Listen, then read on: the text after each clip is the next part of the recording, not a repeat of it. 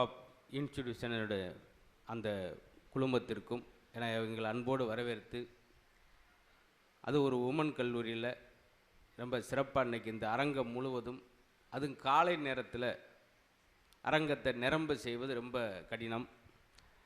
அந்த பணி அழகாக செய்திருக்கக்கூடிய ஆர்ட்ஸ் அண்ட் சயின்ஸ் உமன் கல்லூரிக்கு எங்களுடைய பணிவான வணக்கத்தையும் நன்றியும் சொல்லி, அது மட்டும் இல்லாமல் அந்த சக்தி குழுமத்தினுடைய நிறுவனர் வராட்டியும் கூட அவருடைய புதல்வர் வந்திருக்கிறார், அவருக்கு நாங்கள் நன்றி சொல்லிக்கிறோம். அக்ஷய அகாடமி கொசவப்பட்டி, இங்கே நிறையா +2 முடித்த மாணவர்கள் எந்த ஒரு நன்கொடையின்றி முதல் தர கல்லூரியாக இருந்து வரக்கூடிய அவங்களுக்கும், அது மட்டும் இல்லாமல் நிரம்ப எழுதியிருக்காங்க. கிராமப்புறங்களில் டிஜிட்டல் வகுப்பறைகள் மற்றும் இதர கலைகளை இலவசமாக கற்றுத்தர பள்ளியாகவும் இருக்கக்கூடிய, நிறையா ஒரு ஒட்டஞ்சத்திரத்துக்குள்ளே நம்ம ஒரு சிறிய ஒரு நகரம்னு நினச்சிருந்தோம். ஆனால் அதற்குள்ளே பெரிய பெரிய வேலைப்பாடுகள், நிரம்ப சிறப்புகள், நிரம்ப பெருமைகள்.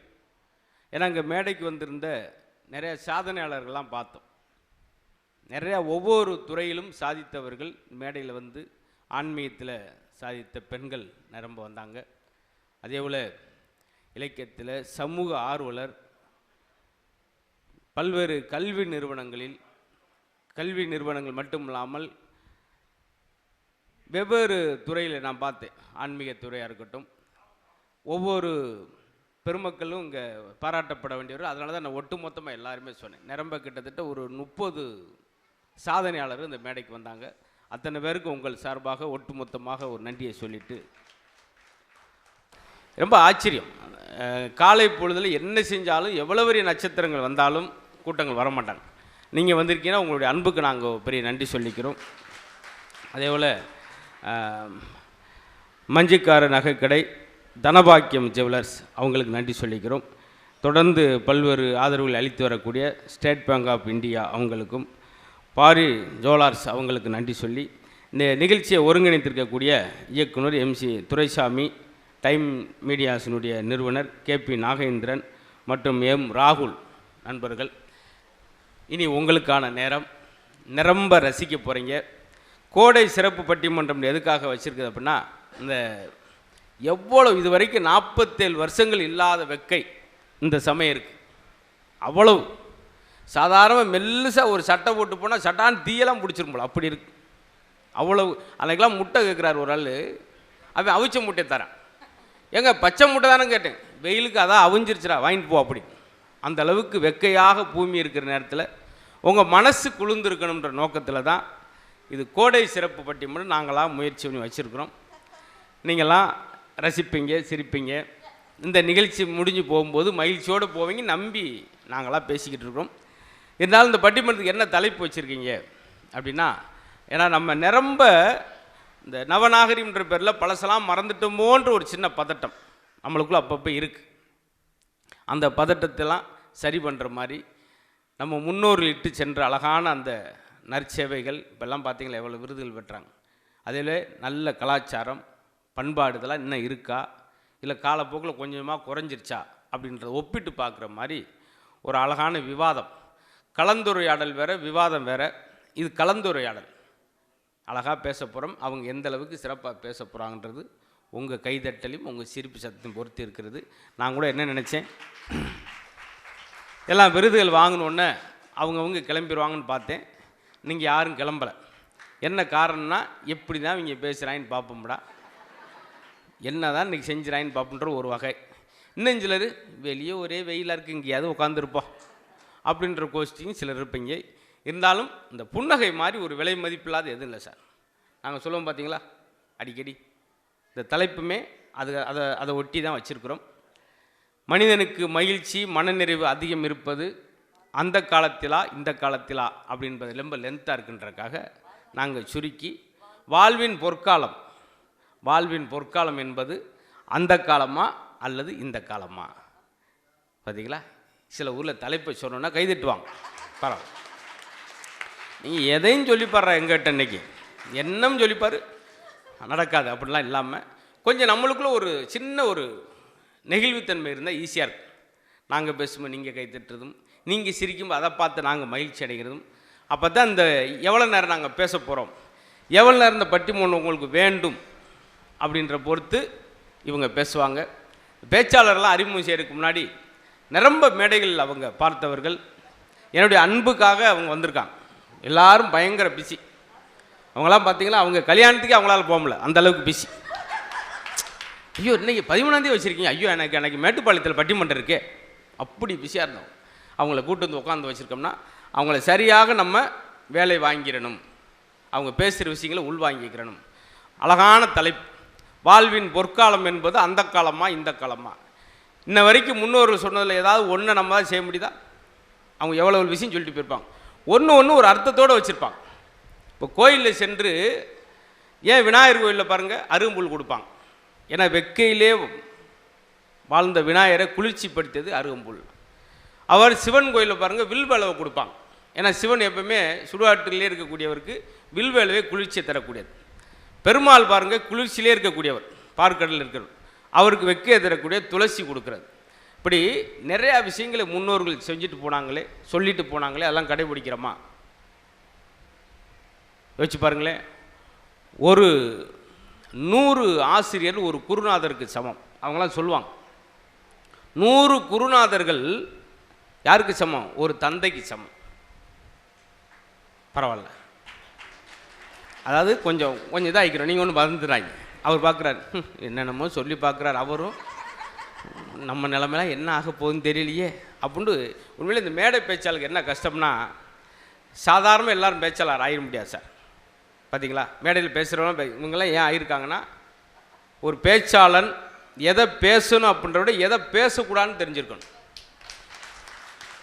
சில மேடையில் போய் ஒரு ஆளுக்கு 32வது பிறந்தநாள் மேடம், மாலையை போட்டு சிரிச்ச மணிக்கு உட்காந்துருக்கார். வாழ்த்து பேசுகிறவன் நல்லபடியாக 2 சொல்லி பாசிட்டிவாக சொன்னால் தானே பிறந்தநாள் கொண்டாடுறதுக்கு ஒரு சந்தோஷம். இவர் வாழ்த்துறார், கீழே ஒருத்தன் என்ன சுற்றி உள்ளனா கொண்டு வரவா அப்படின்டா பேசுகிறார். நண்பருக்கு 32வது பிறந்த நாள், நான் ஒன்று யோசிக்கிறேன். எதுக்கு நீ அங்கே யோசிக்கிற? அவன் தான் வச்சிட்டாள் 32.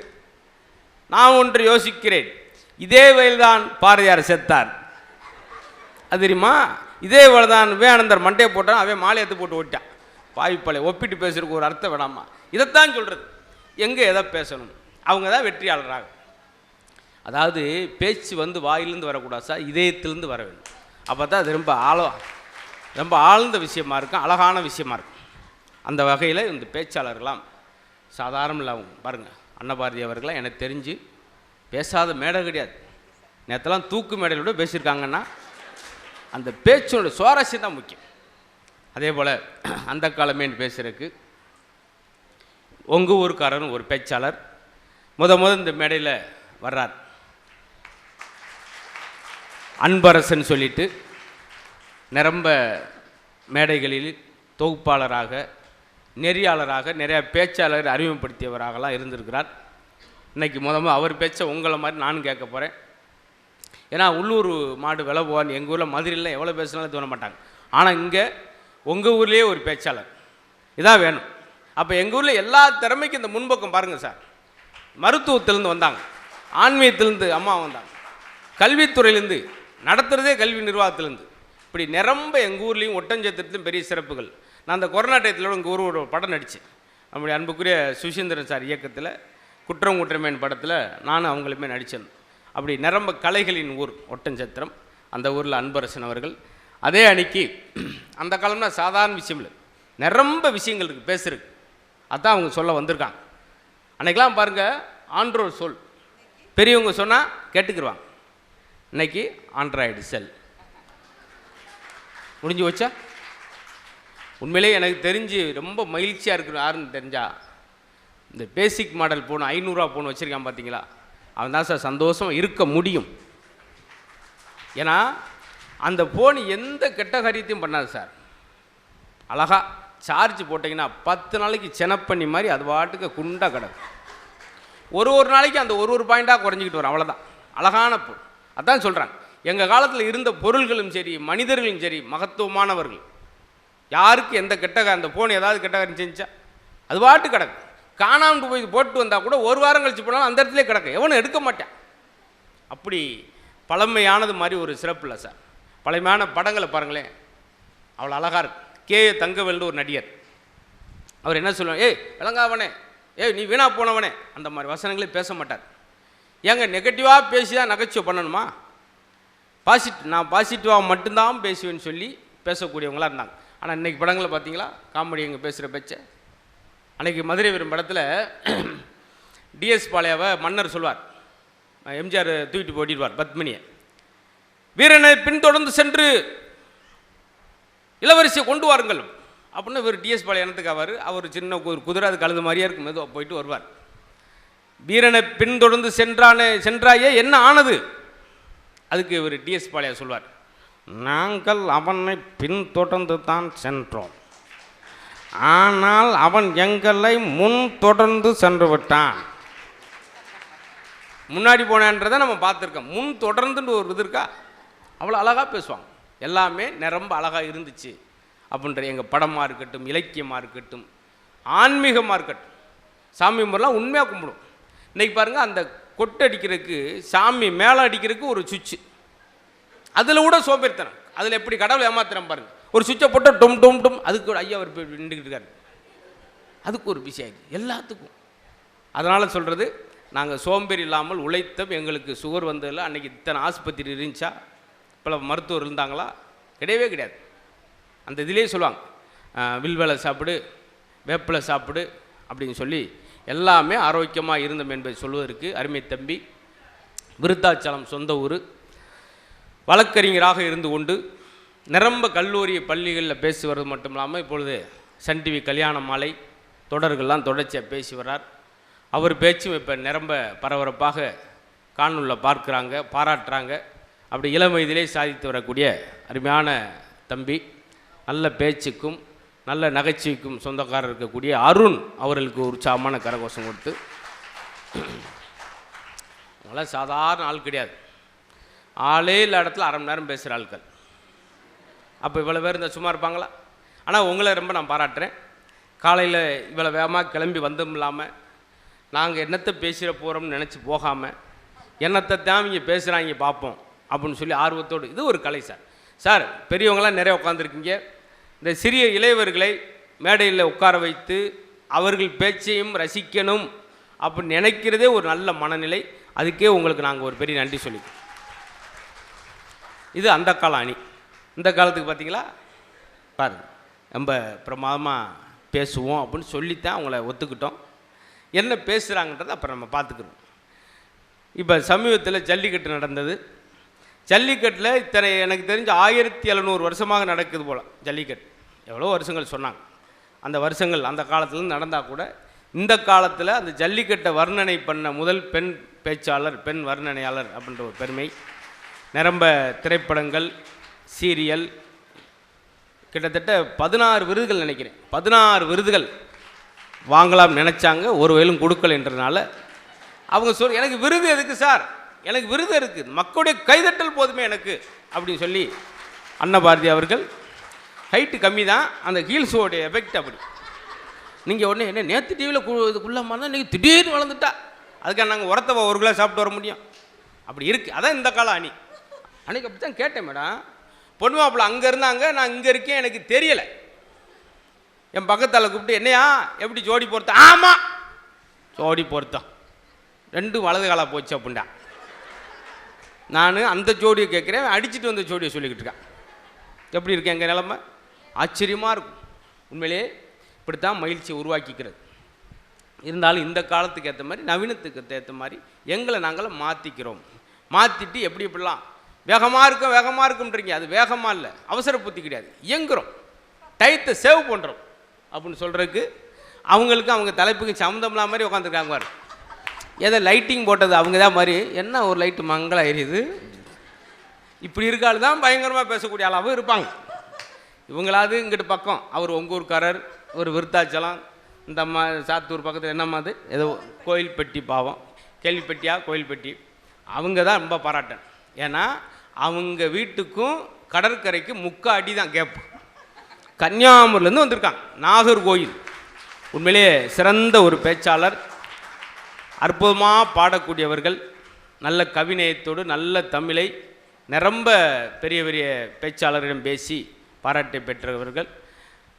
நாஞ்சில் நகரை சேர்ந்த மலர்விழி அவர்கள், ரொம்ப வாழ்த்துக்கள். இந்த 4 பேரும் இன்றைக்கி உங்களை சக்கையாக புளிய போகிறாங்க. அந்த அளவுக்கு கருத்துக்களை கொண்டு வந்துருக்காங்க. பார்த்தீங்களா, அவங்க ஹேண்ட்பேக் பார்த்தீங்களா, பூரா அதில் ஜோக், 450 ஜோக். அப்படி ஜிப்பு பிறந்து 2 ஜோக்கு கீழே வர விழுந்து கிடக்குவார். பூரா நீங்கள் மகிழ்ச்சியாக இருக்குன்னு பார்த்துட்டேன். ஏன்னா புன்னகை மாதிரி அழகான விஷயம் எது இல்லை சார். அந்த காலத்து ஆளுங்க பூரா என்ன சொல்லுவாங்க தெரியுமா? அந்த காலத்தில் என்ன சொன்னாங்க? நான் மாப்பிள்ள நேற்று இருந்தவன் இன்னைக்கு இல்லை, என்னத்த நம்ம அப்படின்ட்டு சொல்லிட்டு அங்கே ஒரு 6 ஏக்கர் வருதாம்ல அப்படின்வான். இது அந்த காலத்து. இன்னும் குறைஞ்சி இப்போ என்ன ஆயிடுச்சு தெரியுமா? நேற்று இருந்தவன் இன்னைக்கு இல்லைன்றது ஒரு காலம் சார். இப்போ என்ன ஆயிடுச்சு தெரியுமா? நைட்டில் இருந்தவன் காலையில் இல்லை. எவ்வளோ சுருங்கிருச்சு பாருங்க. நோய் நொடியில் கூடிடுச்சு சார். அப்படி இருக்கும். ஆனால் அந்த இருக்க நேரத்தை சந்தோஷமாக அனுபவிச்சுக்குங்க. எல்லா சீவராசிக்கும் வாழ்க்கையை ரசிக்குது. காலைல பறவை பாருங்கள், சந்தோஷமாக போயிட்டு சந்தோஷமாக வந்து. பறவைகளுக்கு என்னைக்காவது டென்ஷனாக கவலையாக உட்காந்துருக்கா? இல்லை ஒரு மாடு அது வாட்டுக்கு மல்லாக்க உட்காந்து யோசிச்சிருக்கா? நாளைக்கு பீஸு கட்டணுமே, என்ன செய்ய போகிறோம், யோசிக்காது. ஒரு ஆடு உட்காந்து அது வாட்டு திண்ணையில் உட்காந்து நாளைக்கு இஎம்ஐ வண்டிக்கு இஎம்ஐ கட்டு வருவேன், என்ன செய்ய போகிறோம். ஆடு என்னைக்கா யோசிச்சிருக்கா சார்? இது உரை ஏன் சந்தோஷமாக இருக்குன்னா அதுக்கு அந்த கவலையே கிடையாது. அதில் தான் சந்தோஷமாக இருக்குது. மனுஷனுக்கு மட்டும்தான் இவ்வளோ டென்ஷன். அதனால் இந்த காலத்தில் நாங்கள் ரொம்ப சிரமப்படுறோம் சார். அவ்வளவு அன்னைக்கு பாருங்கள், அந்த காலத்தில் வீட்டை கட்டிப்பார் கல்யாணத்தை பண்ணிப்பார் பழமொழி. இன்றைக்கி என்ன பழமொழி தெரியுமா? பிள்ளை குட்டியை பெற்றுப்பார் ஸ்கூலில் சேர்த்துப்பார். இவங்க இந்த காலம் இப்படி எல்லாமே பழமொழியில் மாற்றுற மாதிரி ஆயிடுச்சு சார் எங்கள் வாழ்க்கை. இருந்தாலும் அதற்குள்ளேயும் நாங்கள் சந்தோஷமாக இருக்கிறோம். ரெண்டையும் ஒப்பிட்டு பேசுகிற அழகான கலந்துரையாடல்.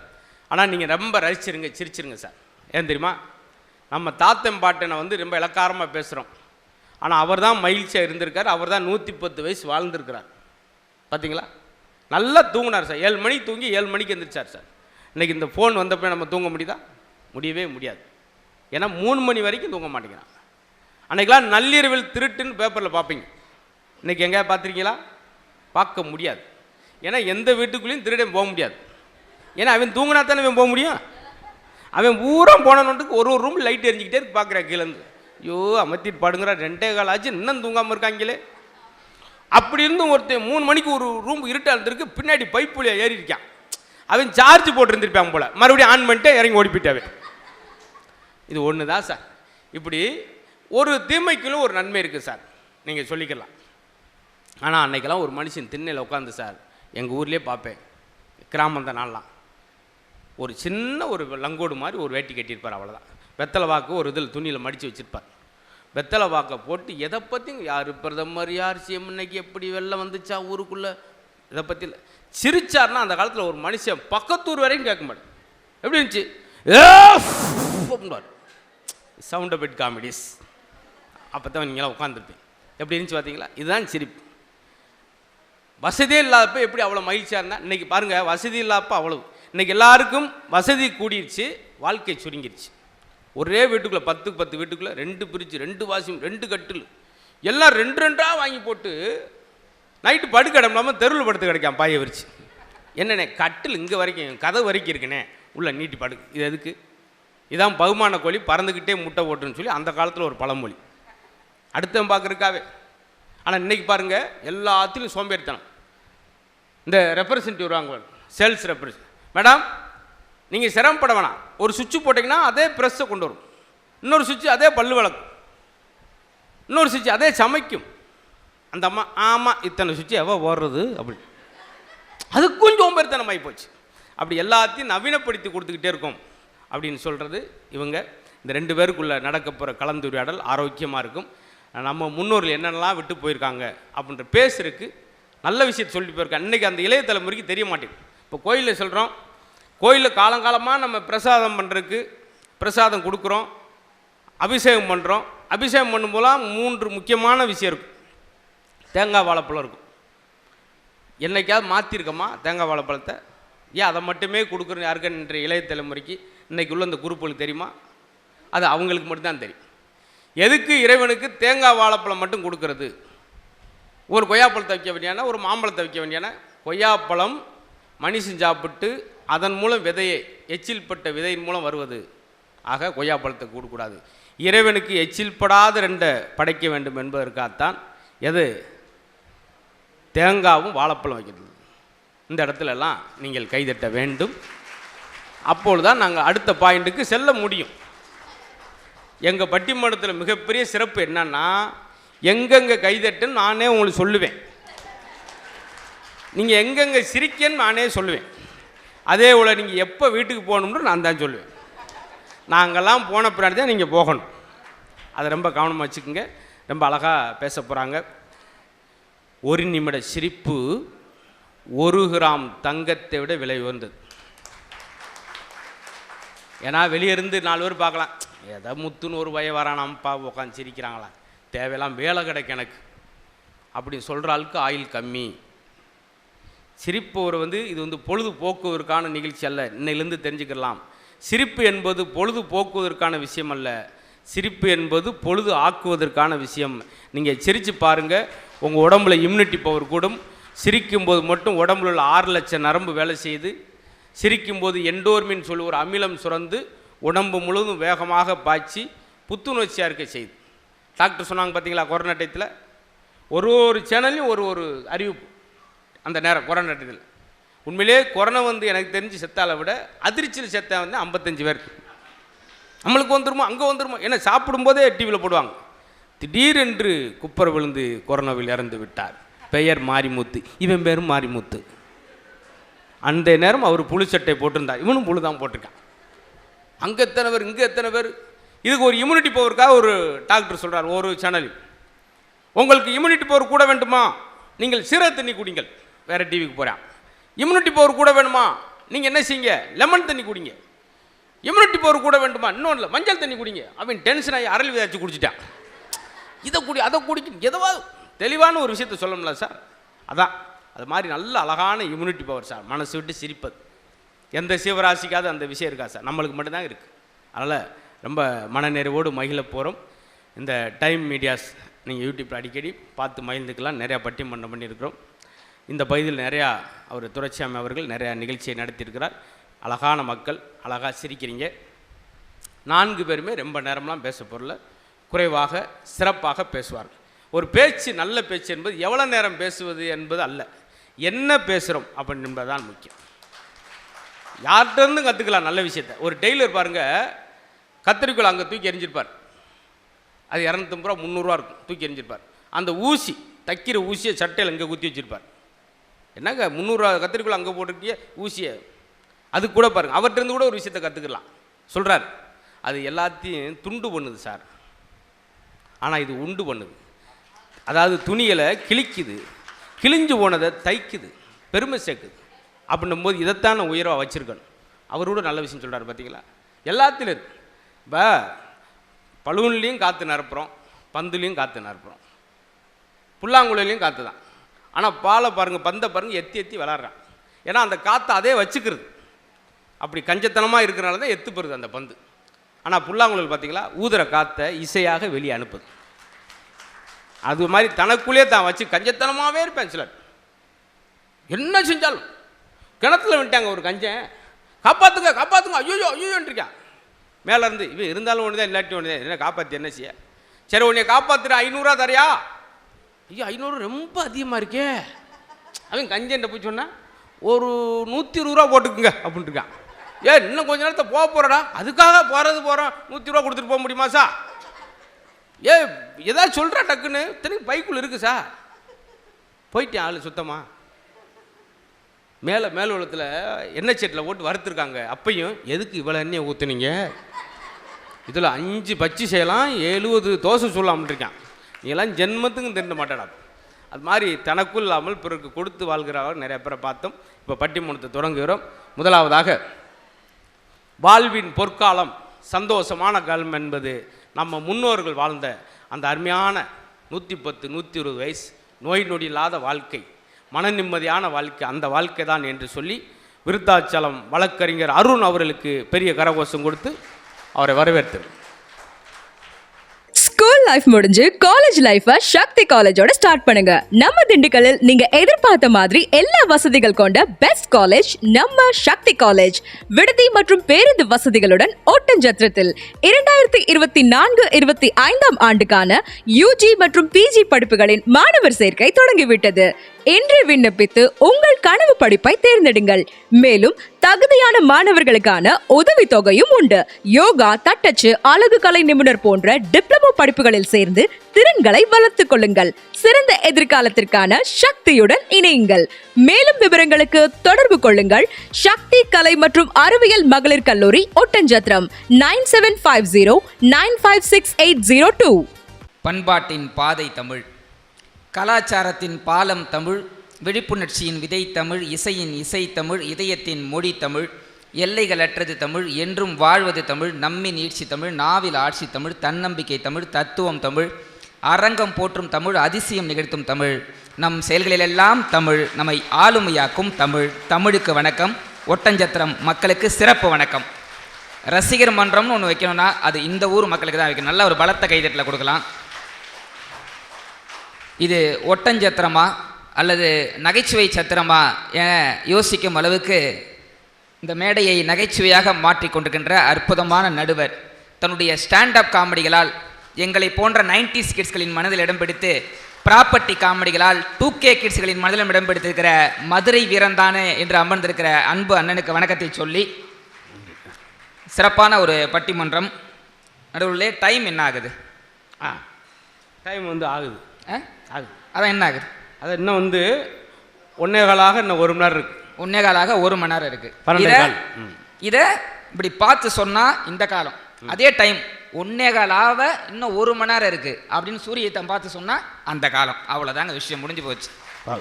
நீங்கள் எல்லாம் வீட்டுக்கு கிளம்பலாம். பட்டிமன்றமே முடிஞ்சிச்சு. ஏன் தெரியுமா டைம் என்ன ஆகுதுன்னு கேட்டேன். ஏன்னா ப்ரோக்ராம் நடத்துறது டைம் மீடியாஸ் யூடியூப் சேனல், அதனால தான் கேட்டேன். உண்மையிலே டைம் மீடியாஸ் எத்தனையோ பட்டிமன்றங்களை நடத்தி இருக்கிறது. எத்தனையோ பட்டிமன்றம் நடத்தி இருந்தாலும் கூட டைம் மீடியாஸ் யூடியூப் சேனலுக்கு சரியான தலைப்பு கொடுத்தது இன்னைக்கு தான். அந்த காலமா இந்த காலமான நேரத்தை வச்சு கொடுத்துருக்குறாங்கன்ற போது அற்புதமான ஒரு நிகழ்ச்சி. எல்லாம் எப்படி இருக்கீங்க? முதல்ல எவ்வளோ அழகாக கேட்கணும், நல்லா இருக்கும், எவ்வளோ அழகாக சொல்கிறீங்க. எங்கள் ஊர் பக்கம் போய் கேட்குறேன், ஏதோ உங்கள் புண்ணியத்தில் இருக்கிறேன்றான். என் புண்ணியத்தில் நானே நல்லா இல்லை, நீ ஏன்டா நல்லா இருக்கணும் அப்படின்ற மாதிரி இருக்குது. அப்படிப்பட்ட சூழலில் எப்படி இன்னைக்கு வாழ்க்கை மகிழ்ச்சின்னு இவங்க 2 பேர் பேச வந்திருக்காங்கன்னு தெரியல. நான் 2 அக்காவையும் பார்த்து கேட்குறேன், அன்னபாரதி அக்காவையும் சரி மலர்விழி அக்காவையும் பார்த்து கேட்குறேன், முறுக்க சவுண்ட் வராமல் உங்களால் சாப்பிட முடியுமா? பப்ஸை சிந்தாம திம்பிங்களா? அங்கே போதுமா?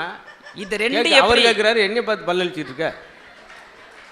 இதை 2 எப்படி அப்படி பப்ஸை சிந்தாம திங்க முடியாது, முறுக்க சவுண்ட் வராமல் சாப்பிட முடியாது. இது எப்படி முடியாதோ அதே போல தான் இந்த காலத்தில் சந்தோஷமாகவும் வாழ முடியாது அப்படின்றது தான் உண்மையே.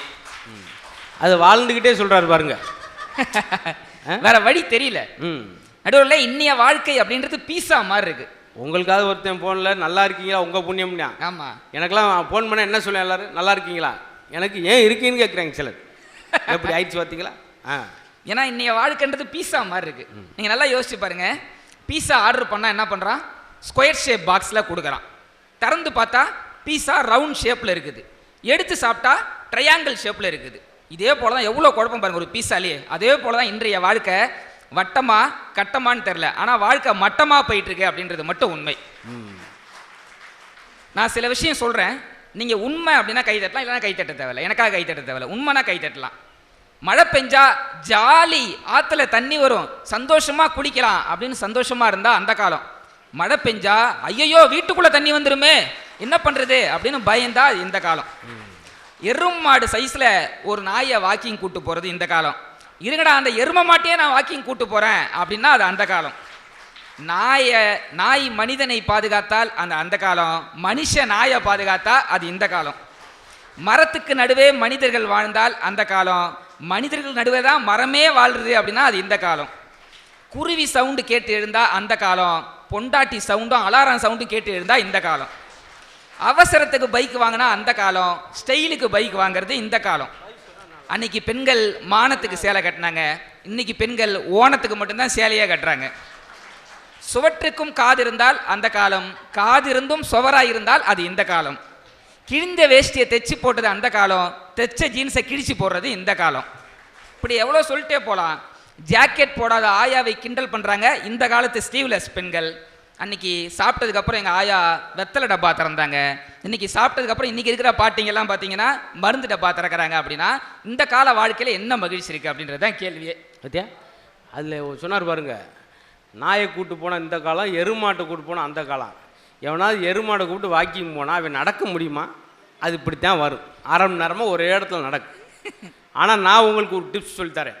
உங்கள் வெயிட்டு வேகமாக குறையணும்னா நீங்கள் எங்கே வாக்கிங் போகணும் தெரியுமா? நிறையா தெரு நாய்கள் இருக்கிற தெருவில் வாக்கிங் போங்க.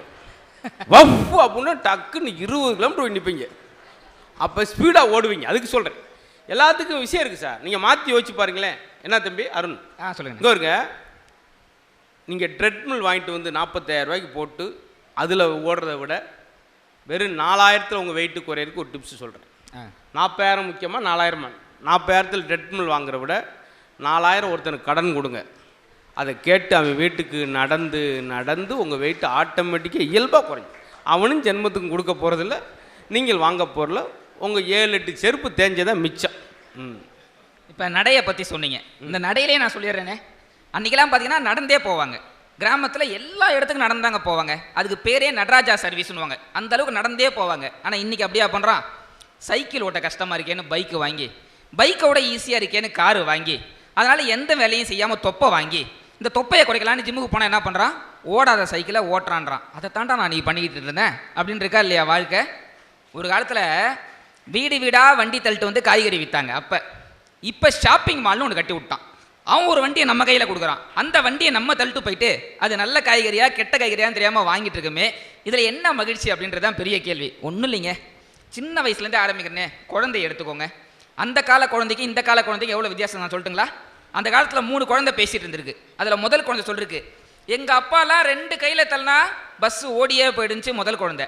உடனே 2ஆவது குழந்தை சொல்லிச்சு, உங்கள் அப்பா 2 கையில் தள்ளினா தான் பஸ்ஸு ஓடும், எங்கள் அப்பாலாம் 1 கையில் தள்ளினா பஸ்ஸு ஓடுச்சான். இப்போ 3ஆவது குழந்தை சொல்லிச்சு, உங்கள் அப்பா 2 கையில் தள்ளினா பஸ் ஓடும், உங்கள் அப்பா 1 கையில் தள்ளினா பஸ் ஓடும், எங்கள் அப்பாலாம் அப்படியே ஒரு ஊதுனா போதும் பஸ் ஓடியே போயிடுச்சான். இந்த 2 குழந்தைக்கு ஆச்சரியம். உங்கள் அப்பா என்ன பெரிய பைல்வானா அப்படின்னு கேட்டுச்சான். அதுக்கு 3ஆவது குழந்தை சொல்லிச்சு, இல்லை எங்கள் அப்பா பஸ்ஸு கண்டக்டரு அப்படின்ச்சான். ஒரு பஸ்ஸு கண்டக்டர் கூட சூப்பர் ஹீரோவாக வாக்குனது அந்த கால குழந்தைகள். இந்த கால குழந்தைகள் எப்படி தெரியுமா இருக்கு? பையன் உள்ள வந்தான், எப்பா ஏன்டா கத்துற? இல்லைப்பா தாத்தா என்ன பெரிய டான்ஸரா அப்படின்னு கேட்டான். இல்லையே, ஏன்டா கேட்குற? இல்லை சுவிட்ச் பாக்ஸில் இருக்க ஒயரை பிடிச்சி அந்த ஆட்டம் ஆடிட்டு இருக்காரு.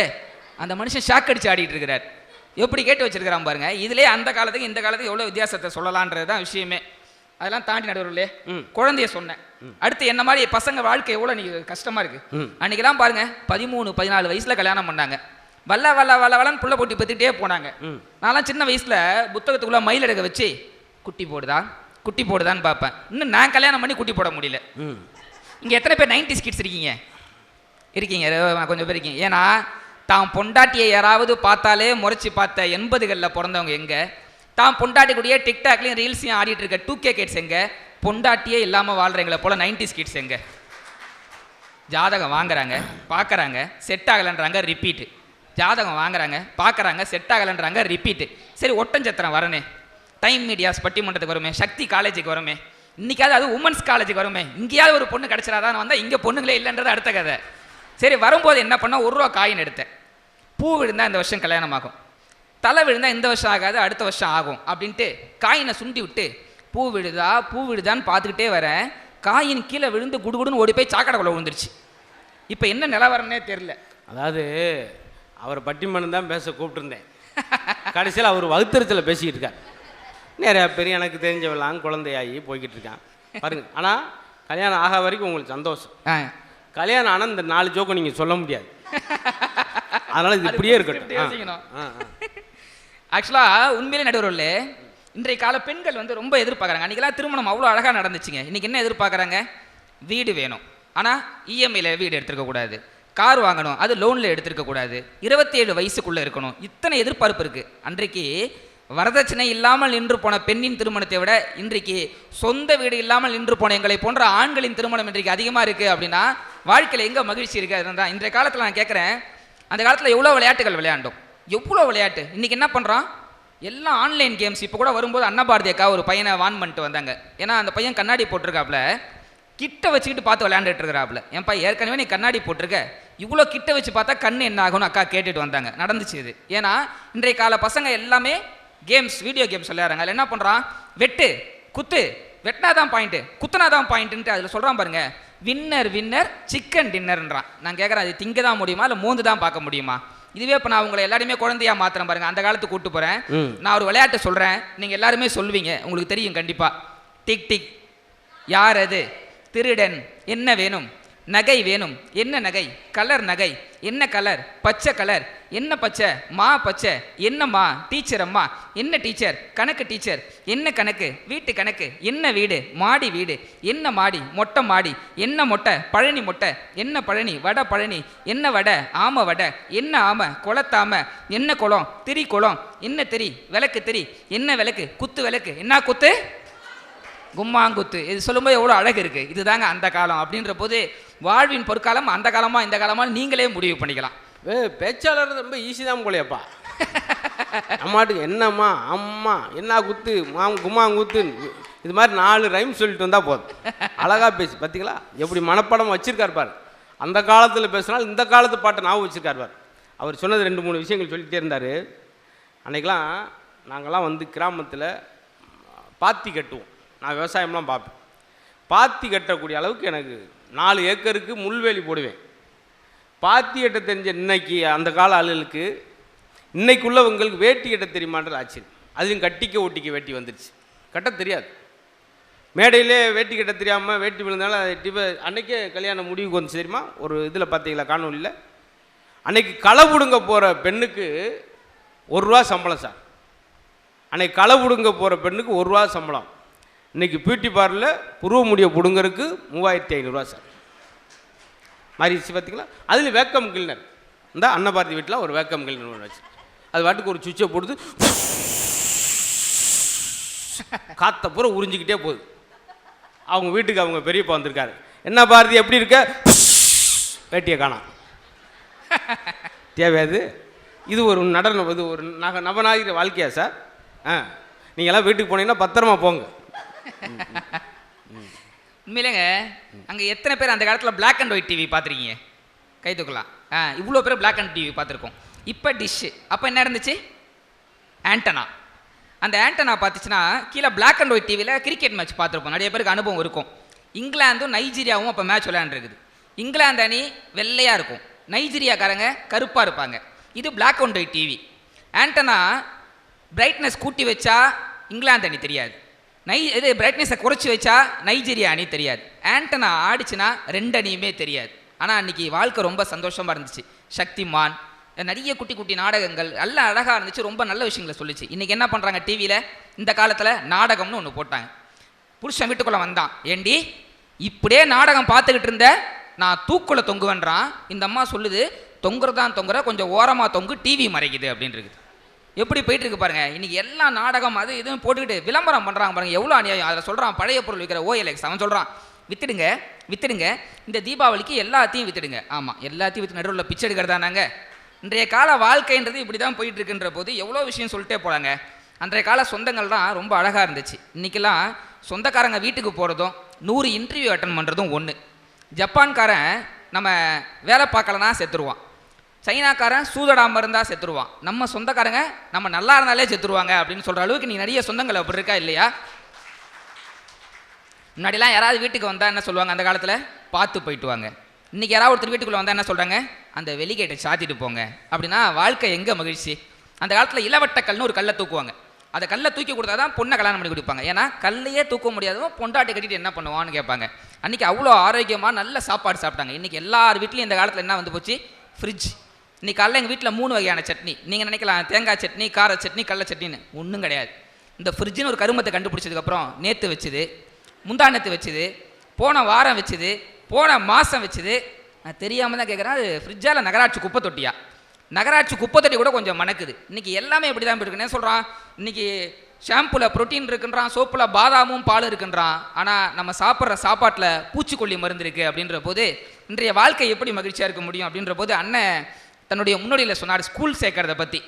அந்த காலத்தில் என்ன பண்ணாங்க, தலையை சுற்றி காதை தொட்டு ஸ்கூலில் சேர்த்தாங்க. இன்றைக்கி ஊரை சுற்றி கடனை வாங்கி ஸ்கூலில் சேர்த்துக்கிட்டு இருக்கோம் அப்படின்னா இன்றைய கால வாழ்க்கை எப்படி மகிழ்ச்சியாக இருக்கும்? நான் நேரத்தினுடைய நன்மை கருதி நிறைவாக ஒரு பேச்சை வச்சு என்னுடைய விஷயத்தை முடிக்கிறேன். வெள்ளைக்காரங்க வந்து காந்தியை பார்த்து கேட்டாங்களாம், உங்கள் நாட்டில் தான் நாங்கள் எல்லா வளத்தையுமே கொள்ளையடிச்சிட்டோமே, மிச்சம் வச்சிருக்க சுதந்திரத்தை வச்சு நீங்கள் என்ன பண்ண போறீங்கன்னு.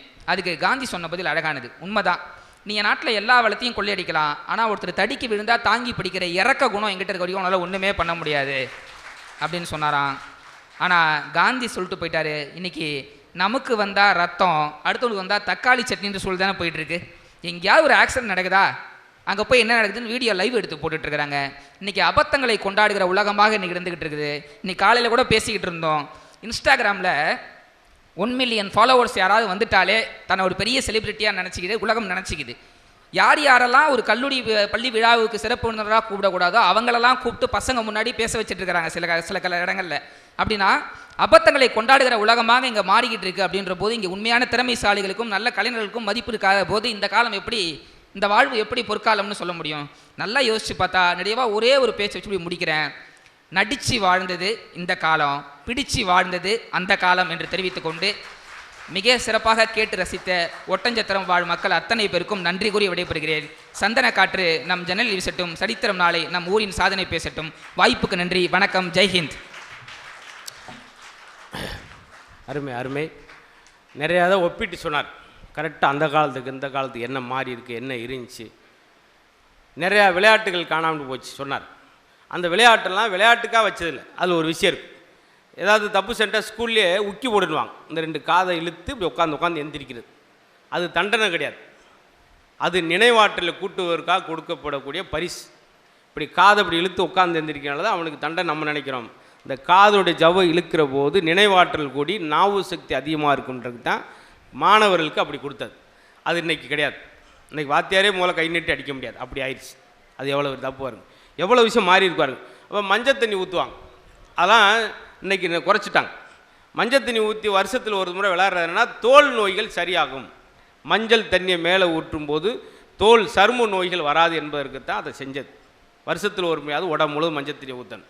மஞ்சள் தண்ணிக்கே இப்போ பாலை ஊற்றி வச்சுட்டேன், அது கிடையாது பெங்கை.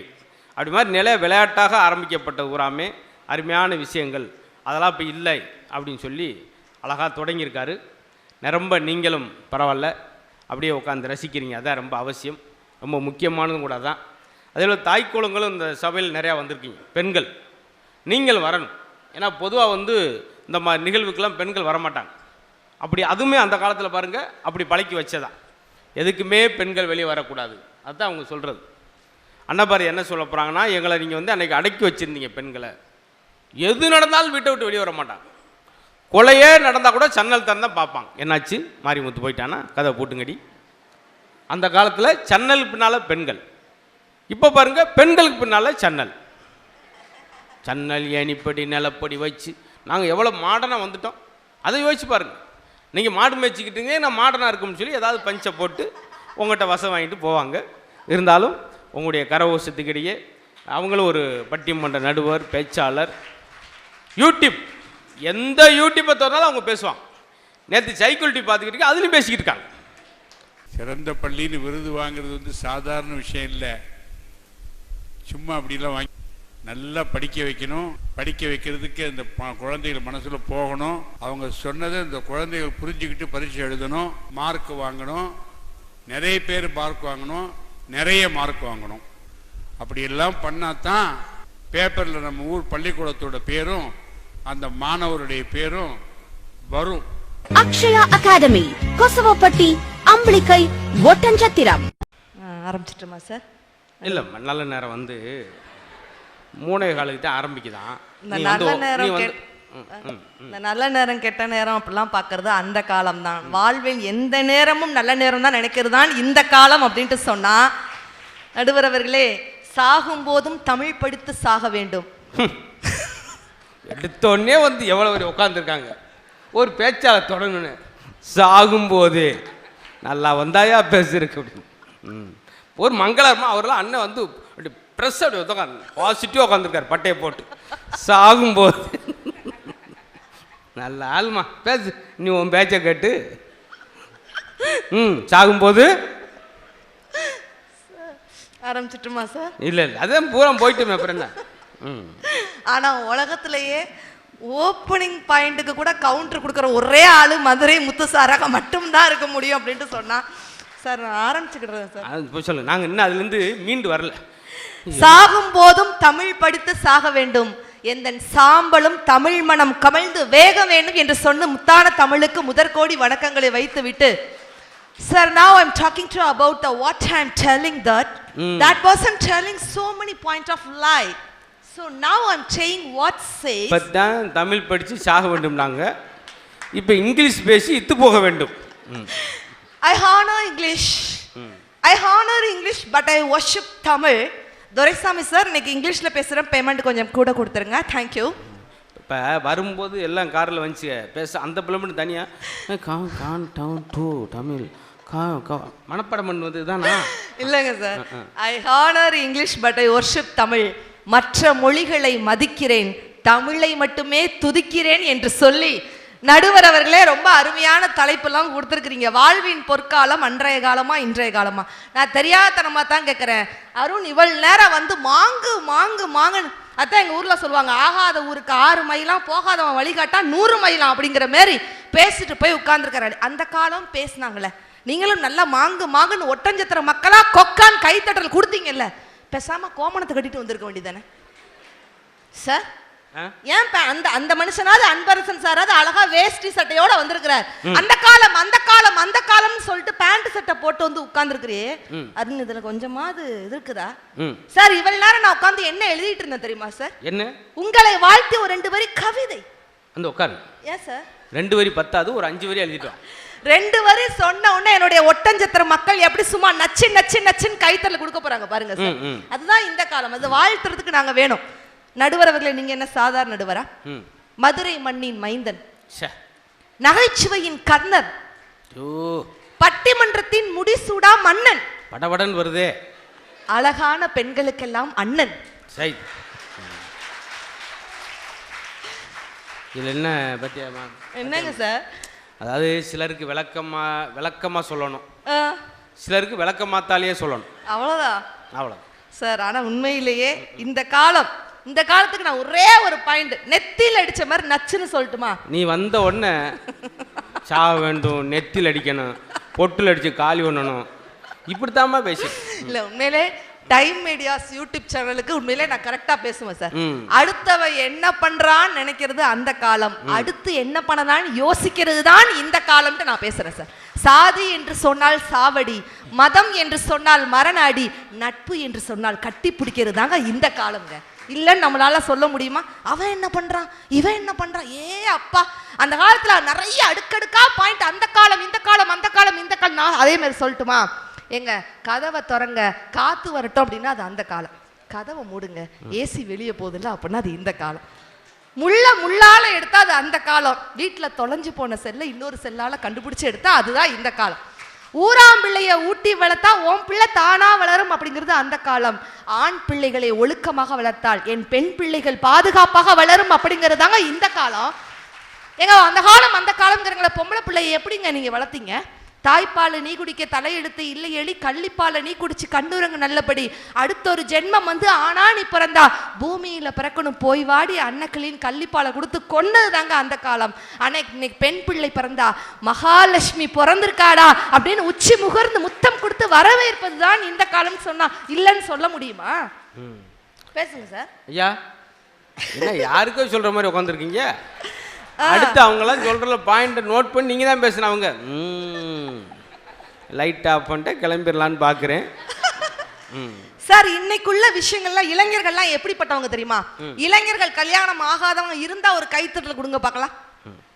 பூரா எக்ஸ்பைரி டேட்டா இல்ல இளைஞர் கல்யாணம் ஆகாதவங்க என்ன நீங்க அவரே கைத்தட்டல சார். நான் சொல்றேன் இன்னைக்குள்ள இளைஞர்கள்லாம் யாரு தெரியுமா?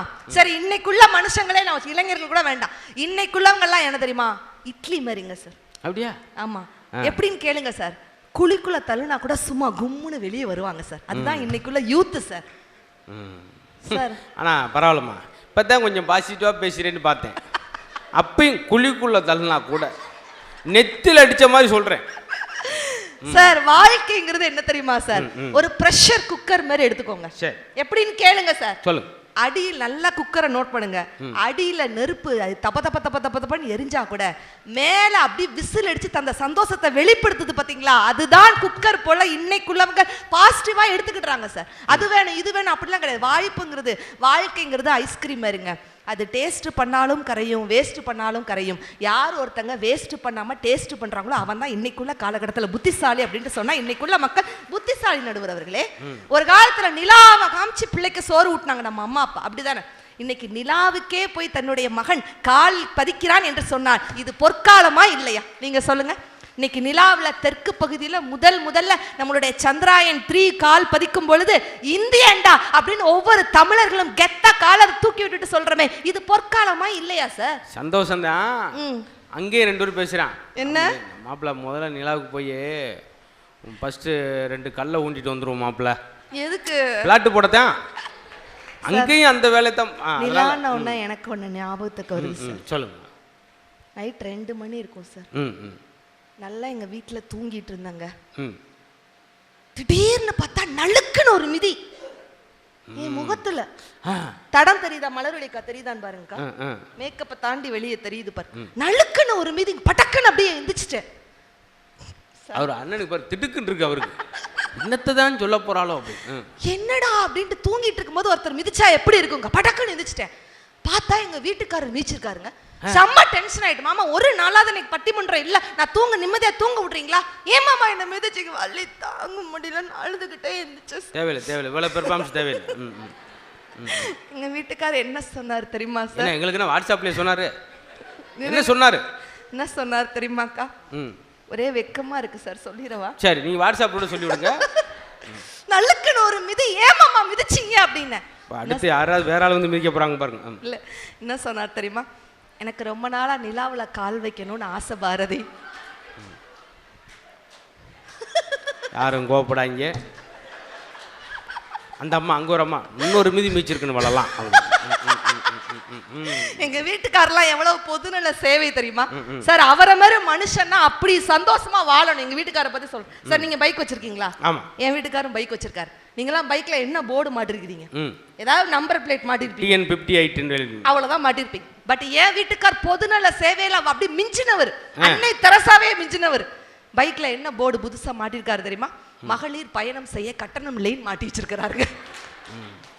எப்படி பொதுநல சேவை நோட் பண்ணுங்க சார். என்ன எங்களுக்கு சிரிப்பு வாய்ப்பு தரம் நீங்களே சிரிச்சுக்கிறீங்க. இல்ல சார். அப்புறம் வந்து அருண் வந்து பாடினாப்ல குத்து குத்து கும்மா குத்தா ஒரு. ஆனா நாங்க எப்படி ரைம்ஸ் தெரியுமா? இப்ப பாரு, இங்க இருக்கக்கூடிய அத்துணை குழந்தைகளும் பெரியவங்க கூட ரசிப்பாங்க.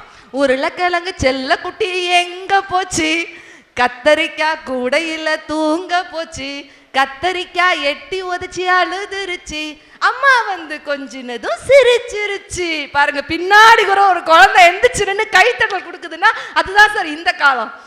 இல்ல அது இல்ல, யாருமே கைதட்டலன்னு அது இடம் இல்லாம அந்த அம்மா அப்படி சேர்ல நிக்க வச்சிருக்கு.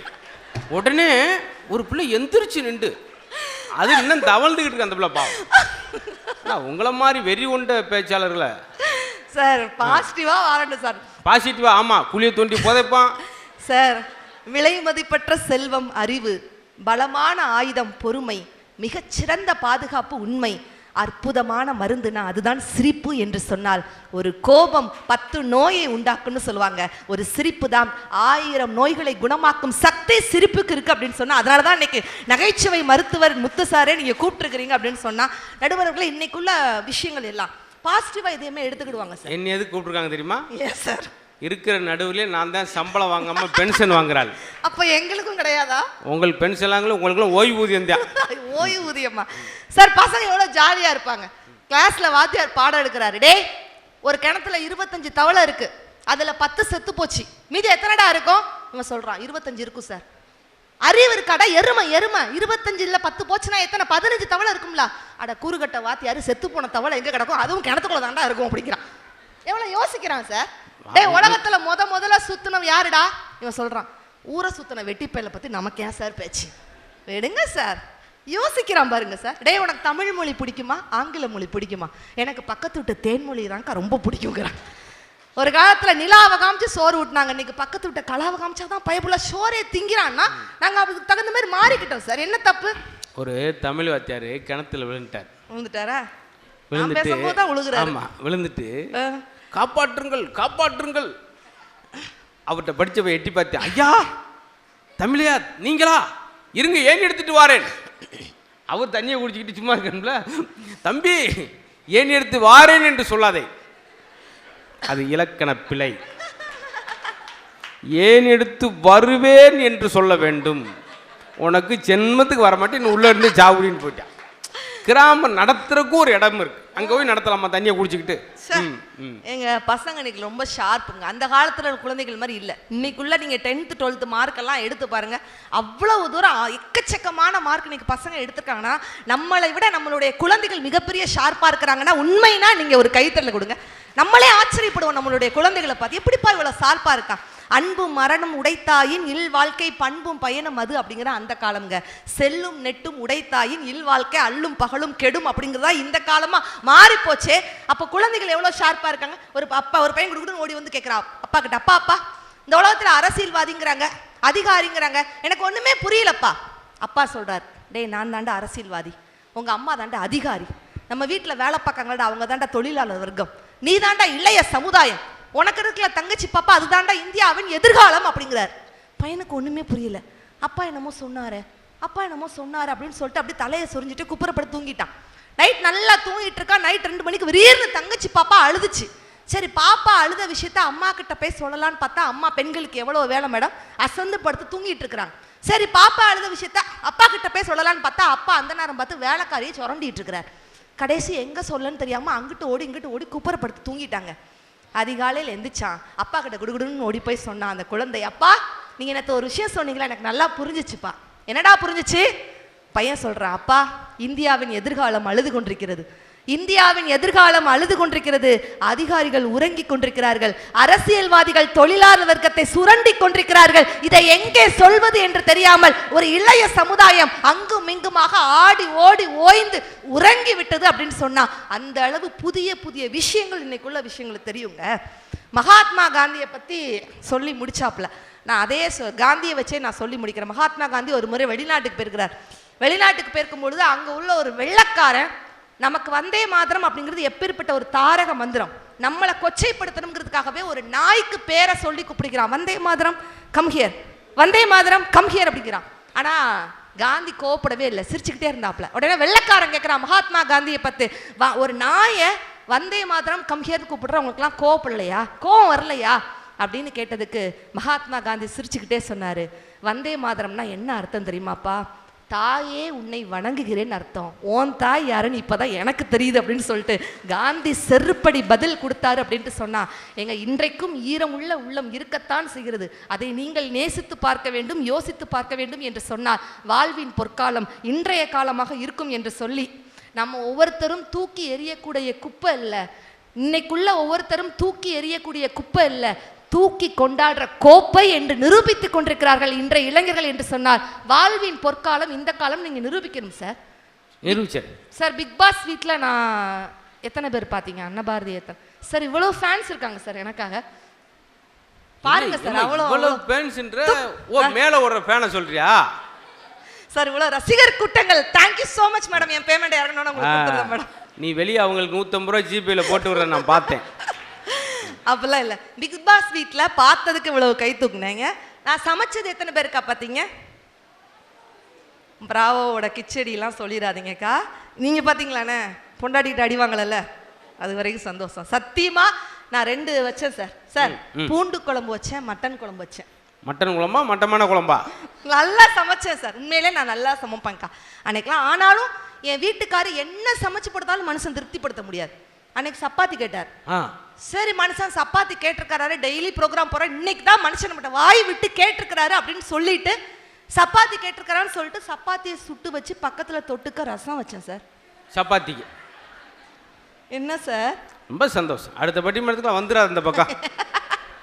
இல்ல இல்ல தப்பாக்கா. சரி ஓகே, உப்புமா கேட்டாருங்க. சரி உப்புமா கேட்கிறாருன்னு சொல்லிட்டு நானும் தேடி பிடிச்சி உப்பு டப்பாவை எடுத்துட்டேன்க்கா.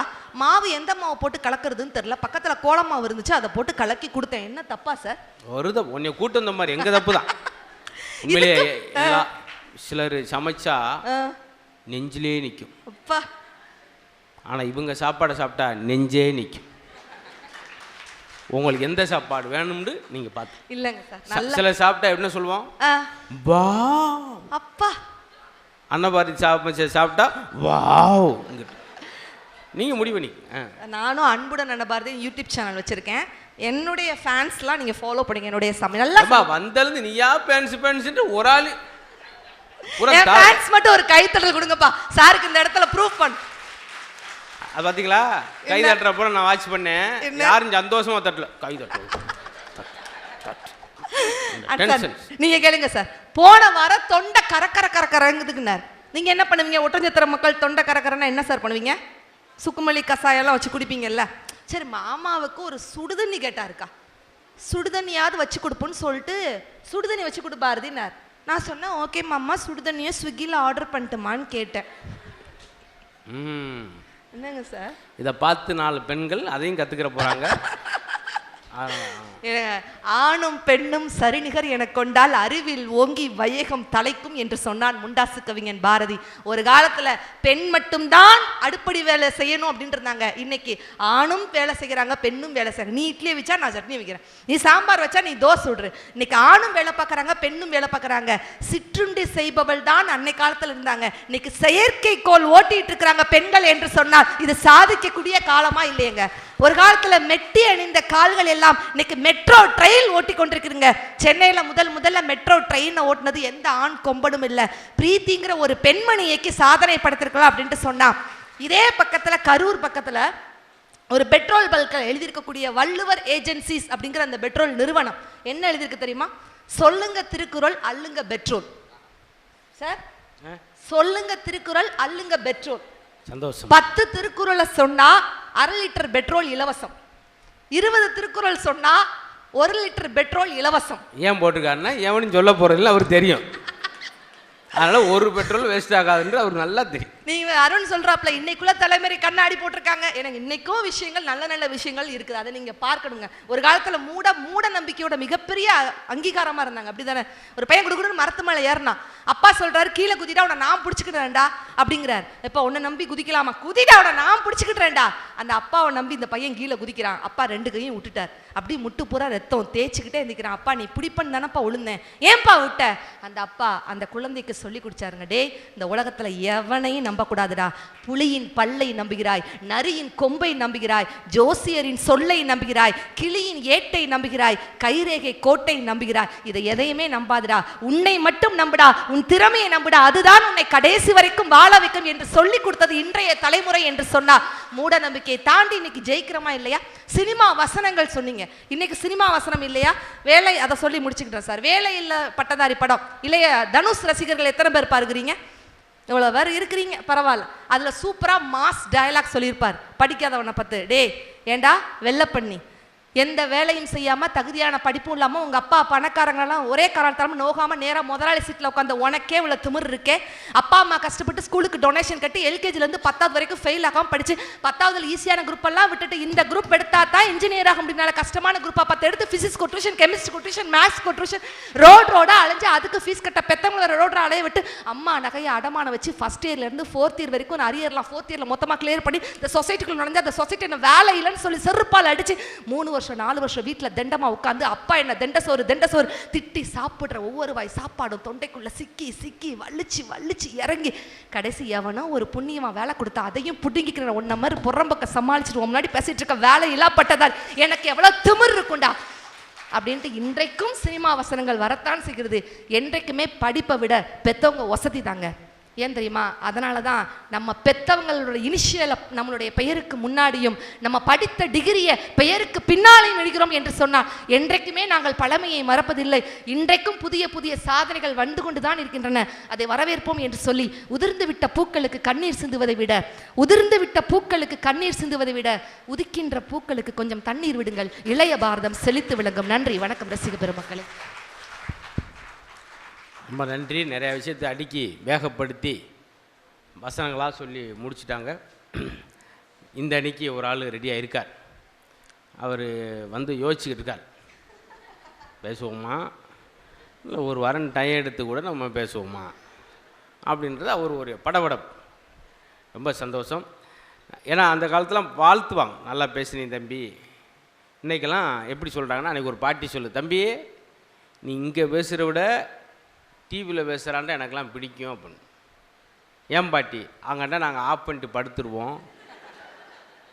அன்றைக்கி நின்றுக்கிட்டு பஸ் ஸ்டாண்டில் 2 பேர் வந்து, சார் நீங்கள் அவர் தான்டா, ஏய் அவர் தான்டா சொல்லிட்டு அவங்களே போயிட்டாங்க. கடைசியில் எவர் தான்டா என்னான்ட்டு என்று சொல்லவே இல்லை.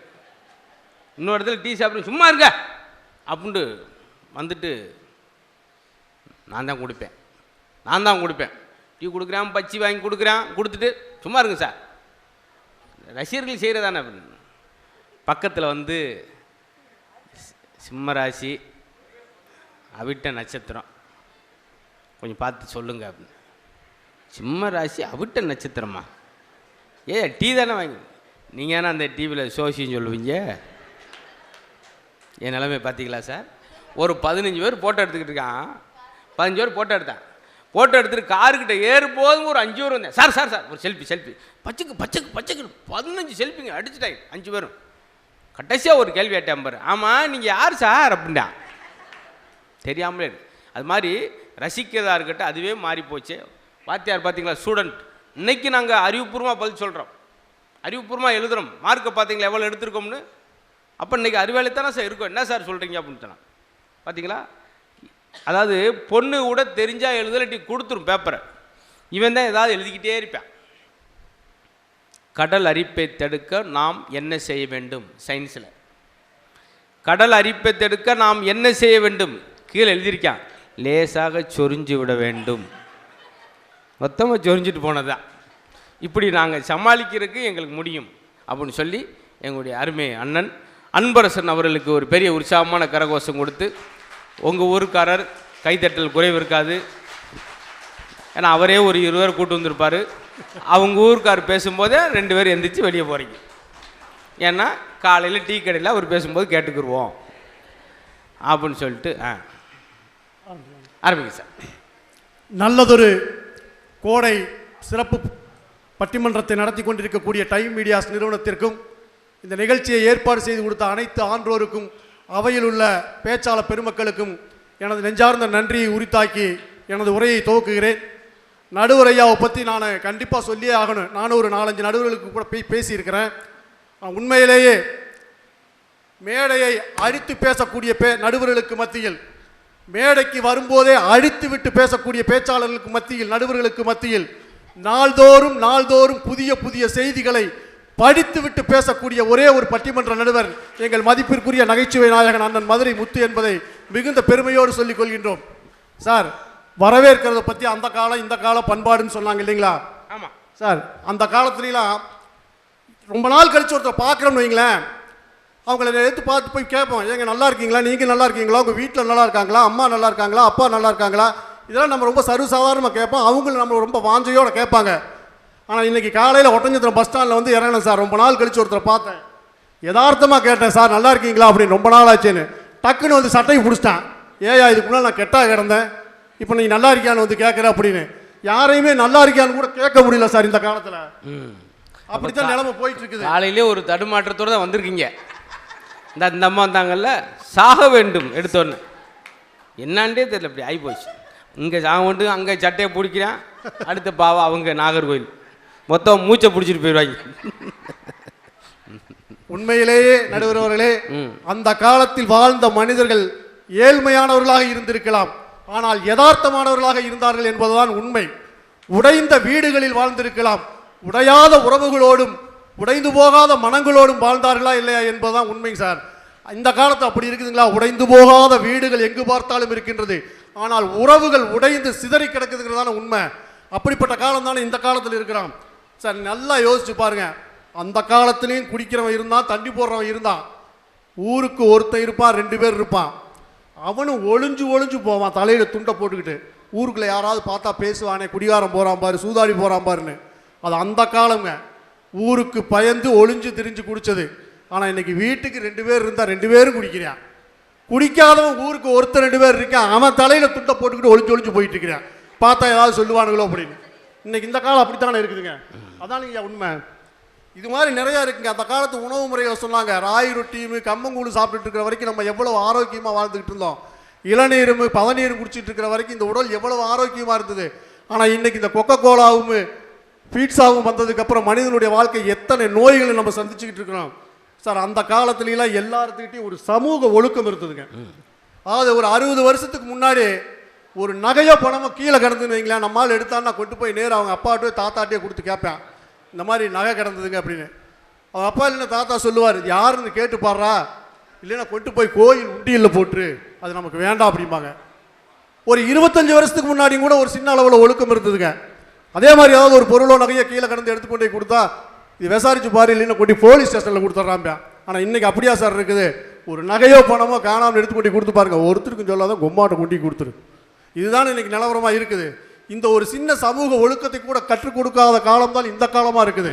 அதனால தான் சார் நாங்கள் அந்த கால பொற்காலம்னு சொல்கிறோம். அன்னைக்கு கடன் கொடுத்தவே சத்தமாக பேசுவேன். முந்தானத்து ஒருத்தன் வாசல்னு கத்துறான், மானம் சூடு சொரண வெக்கம் இருந்தா மரியாதையை கொடுத்துருவாய் கேட்காதரா அப்படின்றான். இவன் மிரண்டு போயிட்டான். ஏட்டா பத்தியா, இதுதான் சார் காலம். ஒன்று போட்டு எல்லாமே ஜிபே ஆகி போச்சு. அதே போல் அவர் சொன்ன மாதிரி எல்லாருக்கும் கஷ்டம் இருக்குது சார். கடவுளே சொன்னாராம், என்னப்பா கஷ்டம் கஷ்டம்னு புலம்புறீங்க, உங்கள் கஷ்டத்தெல்லாம் ஒரு பையில் போட்டுக்கிட்டு அந்த கிரவுண்டுக்கு வந்திருக்கு, நாளைக்கு 3 மணிக்கு பூரா அலாரம் வச்சுட்டு படுத்துட்டாங்க. பூரா ஆளுக்கு கட்டிட்டு காலையில் கிளம்புறாங்க. ஒருத்தன் பார்த்தா ஒரு மஞ்சள் பையில், ஒருத்தன் கட்டை பையில், ஒருத்தன் சாக்கு போய், ஒருத்தன் ஒரு மூடை தூக்கிக்கிட்டு போகிறான். போய் நின்றுருக்காங்க. பார்த்துருக்கான், அதுக்கு நம்ம கஷ்டமே பரவாயில்ல போலடா, அங்கே வர ஒருத்தன் ஆட்டோவில் கொண்டு வந்து இறக்கிக்கிட்டு இருக்கான்டா. இதுக்கிடையில் ஒருத்தன் எதுவுமே இல்லாமல் அப்படி ஸ்மோக் பண்ணிட்டு உட்காந்துட்டான். கடவுளுக்கு ஆச்சரியம், என்ன ஆளாள் கொண்டு வச்சு ஒன்று ஒருத்தர் எதுவுமே இல்லை. எங்கேயா உன் கஷ்டத்தை 2 லோடு ஏற்றிக்கிட்டு இருக்காங்க சார். வரும்போது ஒரு லோடு விழுந்துருச்சான், இப்போ மறுபடியும் கட்டிட்டு வந்துக்கிட்டு. இதுலேருந்து என்ன தெரியுது பார்த்தீங்களா? எல்லாருக்கும் கஷ்டம் இருக்குது சார். நம்ம நினைக்கிறோம் நம்மளோட அவன் நல்லா இருக்க மாதிரி தெரியும், கிடையாது. அதான் அவர் சொல்கிறார், நாங்கள் அன்னைக்கு வசதி இல்லாமல் இருந்தால் கூட நிம்மதியாக இருந்தோம், இன்னைக்கு வசதின்ற பேரில் நிம்மதியற்று இருக்கிறோம் அப்படின்ற அவர் சொல்லலை, நான் சொல்கிறேன். அவ்வளோ சந்தோஷம். நடுவர்களே, அந்த காலத்தில் குழந்தைகளுக்கு பிரசவங்கிறது பாட்டி வீட்டில் இருந்ததுங்க. அதனால தான் அந்த காலத்தில் பிறந்த குழந்தைகளாம் லீவு நல்லது கெட்டதுன்னா பாட்டி வீட்டுக்கு போனாங்க. ஆனால் இந்த காலத்தில் பிறக்கிற குழந்தை பூரா ஆஸ்பத்திரியில் சிசேரியனில் பிறக்குது. அதனால தான் ஒவ்வொரு நாளும் ஆஸ்பத்திரிக்கு போயிட்டு இருக்காங்க. இல்லை, உண்மையா இல்லைங்களா? இப்படிப்பட்ட சூழலில் தான் சார் இந்த காலம் இருந்துட்டு இருக்குது. நீங்கள் நல்லா யோசிச்சு பாருங்க. சீனி இருந்த காலத்தில் நமக்கு சர்க்கரை, சீனி வராத வரைக்கும் நமக்கு சர்க்கரை நோய் வந்ததில்லை. சாம்பு இல்லாத காலத்தில் தலைமுடி கொட்டுனதில்லை. மினரல் வாட்டர் இல்லாத காலத்தில் நமக்கு சிறுநீரில் கல் வந்ததில்லை, சிறுநீரகத்தில் பிளாஸ்டிக் பை இல்லாத காலத்தில் புற்றுநோய் வந்ததில்லை. ஆனால் இது எல்லாம் வந்தது, இந்த எல்லா நோயும் நம்மளை தேடி வந்திருக்குது. அப்படின்னா இதையெல்லாம் இல்லாத அந்த காலம் பொற்காலங்களா? இது எல்லாம் வந்து இப்படி இவ்வளவு அவஸ்தைப்படுறோமே இந்த காலம் பொற்காலங்களா? பேர் வைக்கிற பற்றி சொன்னாங்க. குழந்தைகளுக்கு பேர் அந்த காலத்துலேயே குழந்தைகளுக்கு எப்படி பேர் வச்சாங்க? சொல்லி கூப்பிடுற மாதிரி அவ்வளோ அழகாக பேர் வச்சாங்க. ஆனால் இன்றைக்கும் பேர் வைக்கிறாங்க. யாவது கேட்க முடியுதுங்களா நடுவர்? பேரை சொல்லி கூப்பிட்ற மாதிரி இருக்குங்களா? அப்படிப்பட்ட சூழ்நிலை தான் இருக்கா. சினிமாவுக்கு அப்படித்தான். அந்த காலத்தில் பேர் வச்சான்னா தாயா தாரமா, பெற்றால் தான் பிள்ளையா, இப்படி ஒவ்வொரு படத்துக்கு பேர் வச்சாலே அந்த படத்தை போய் பார்க்கலாங்கிற ஆசையாக இருக்கும். ஆனால் இன்றைக்கி இருக்கக்கூடிய சூழல் சினிமா படங்களெல்லாம் போய் கண்ணில் பார்க்குற மாதிரி இருக்குங்களா? ஒவ்வொரு படத்தையுமே அவ்வளவு வேதனையான காலகட்டத்தில் வாழ்ந்துட்டு இருக்கிறோம். உண்மையை ஒத்துக்கிறோங்க. இந்த காலத்தில் இன்டர்நெட் வந்திருக்குது, ட்விட்டர் வந்திருக்குது, ஃபேஸ்புக் வந்திருக்குது. இன்டர்நெட் வந்து இந்த நாடுகளை எல்லாம் இணைத்திருக்கிறது. ஆனால் மனிதர்களை பிரித்து போட்டிருக்கிறது, வீடுகளை எல்லாம் பிரித்து போட்டிருக்கிறதுனால உண்மை. எல்லாருமே வந்து தனித்தனியாக தானே வாழ்ந்துட்டு இருக்க, தீவாக தானே வாழ்ந்துட்டு இருக்கிறோம். ஒரே ஒரு டெலிஃபோன் இருக்கும் நடுவர்களே வீட்டில், அதை வச்சு நம்ம வெளிநாட்டுக்கு கால் புக் பண்ணி பேசுவோம் சொந்தக்காரன் கூட. அந்த காலத்துலலாம் சந்தோஷமாக தான் இருந்தான். இன்னைக்கு வீட்டில் 4 பேர் இருந்தாலும் 4 பேர்த்துக்கிட்ட செல்போன் இருக்குது. யாரு கூட பேசிக்க மாட்டேங்கிறமே, அந்த வருத்தம் தான் எங்களுக்கு இருக்குது. அந்த காலத்துலலாம் மார்க் எடுக்கிற பற்றிலாம் சொன்னீங்க, 490 எடுக்கிறாங்க, 495 எடுக்கிறாங்கன்னு. நீங்கள் நாங்கள் படித்த காலம் அந்த 30 வருஷம் 40 வருஷத்துக்கு முன்னாடிலாம் 10th +2 300 மார்க் எடுத்தாலே 250 மார்க் எடுத்தாலே பெரிய சந்தோஷமாக கொண்டாடுவோம், அவ்வளவு மகிழ்ச்சியாக இருக்கும். ஆனால் இன்றைக்கி 2 மார்க் குறைஞ்சாலும் ஏன் 2 மார்க் குறைஞ்சுது, ஏன் 5 மார்க் குறைஞ்சுது, ஒரே குழப்பத்தில் இருக்கிறாங்க. சார், மதிப்பெண்களுக்காக படித்தது இந்த காலம் என்றால் மதிப்பான எண்ணங்களுக்காக படித்தது தான் அந்த காலம். அப்படிப்பட்ட அந்த காலம் தான் பொற்காலமாக இருந்திருந்தால் நாங்கள் சொல்ல வந்திருக்கிறோங்க. நீங்கள் நிறையா பேசிட்டு போயிட்டு இருக்கலாம். இந்த சப்ஜெக்டை கையில் எடுத்தோம் அப்படின்னா நம்ம மஞ்சப்பை கையில் எடுத்துகிட்டு போய் கடைக்கு ஜாமான் வாங்க போகிற வரைக்கும் நமக்கு எந்த நோயும் இல்லைங்க. நம்ம வாழ்க்கை மங்களகரமாக இருந்தது இல்லைங்களா நடுவில்? ஆனால் இன்றைக்கி நிலைமை எதை பாருங்க, யூஸ் அண்ட் த்ரோ.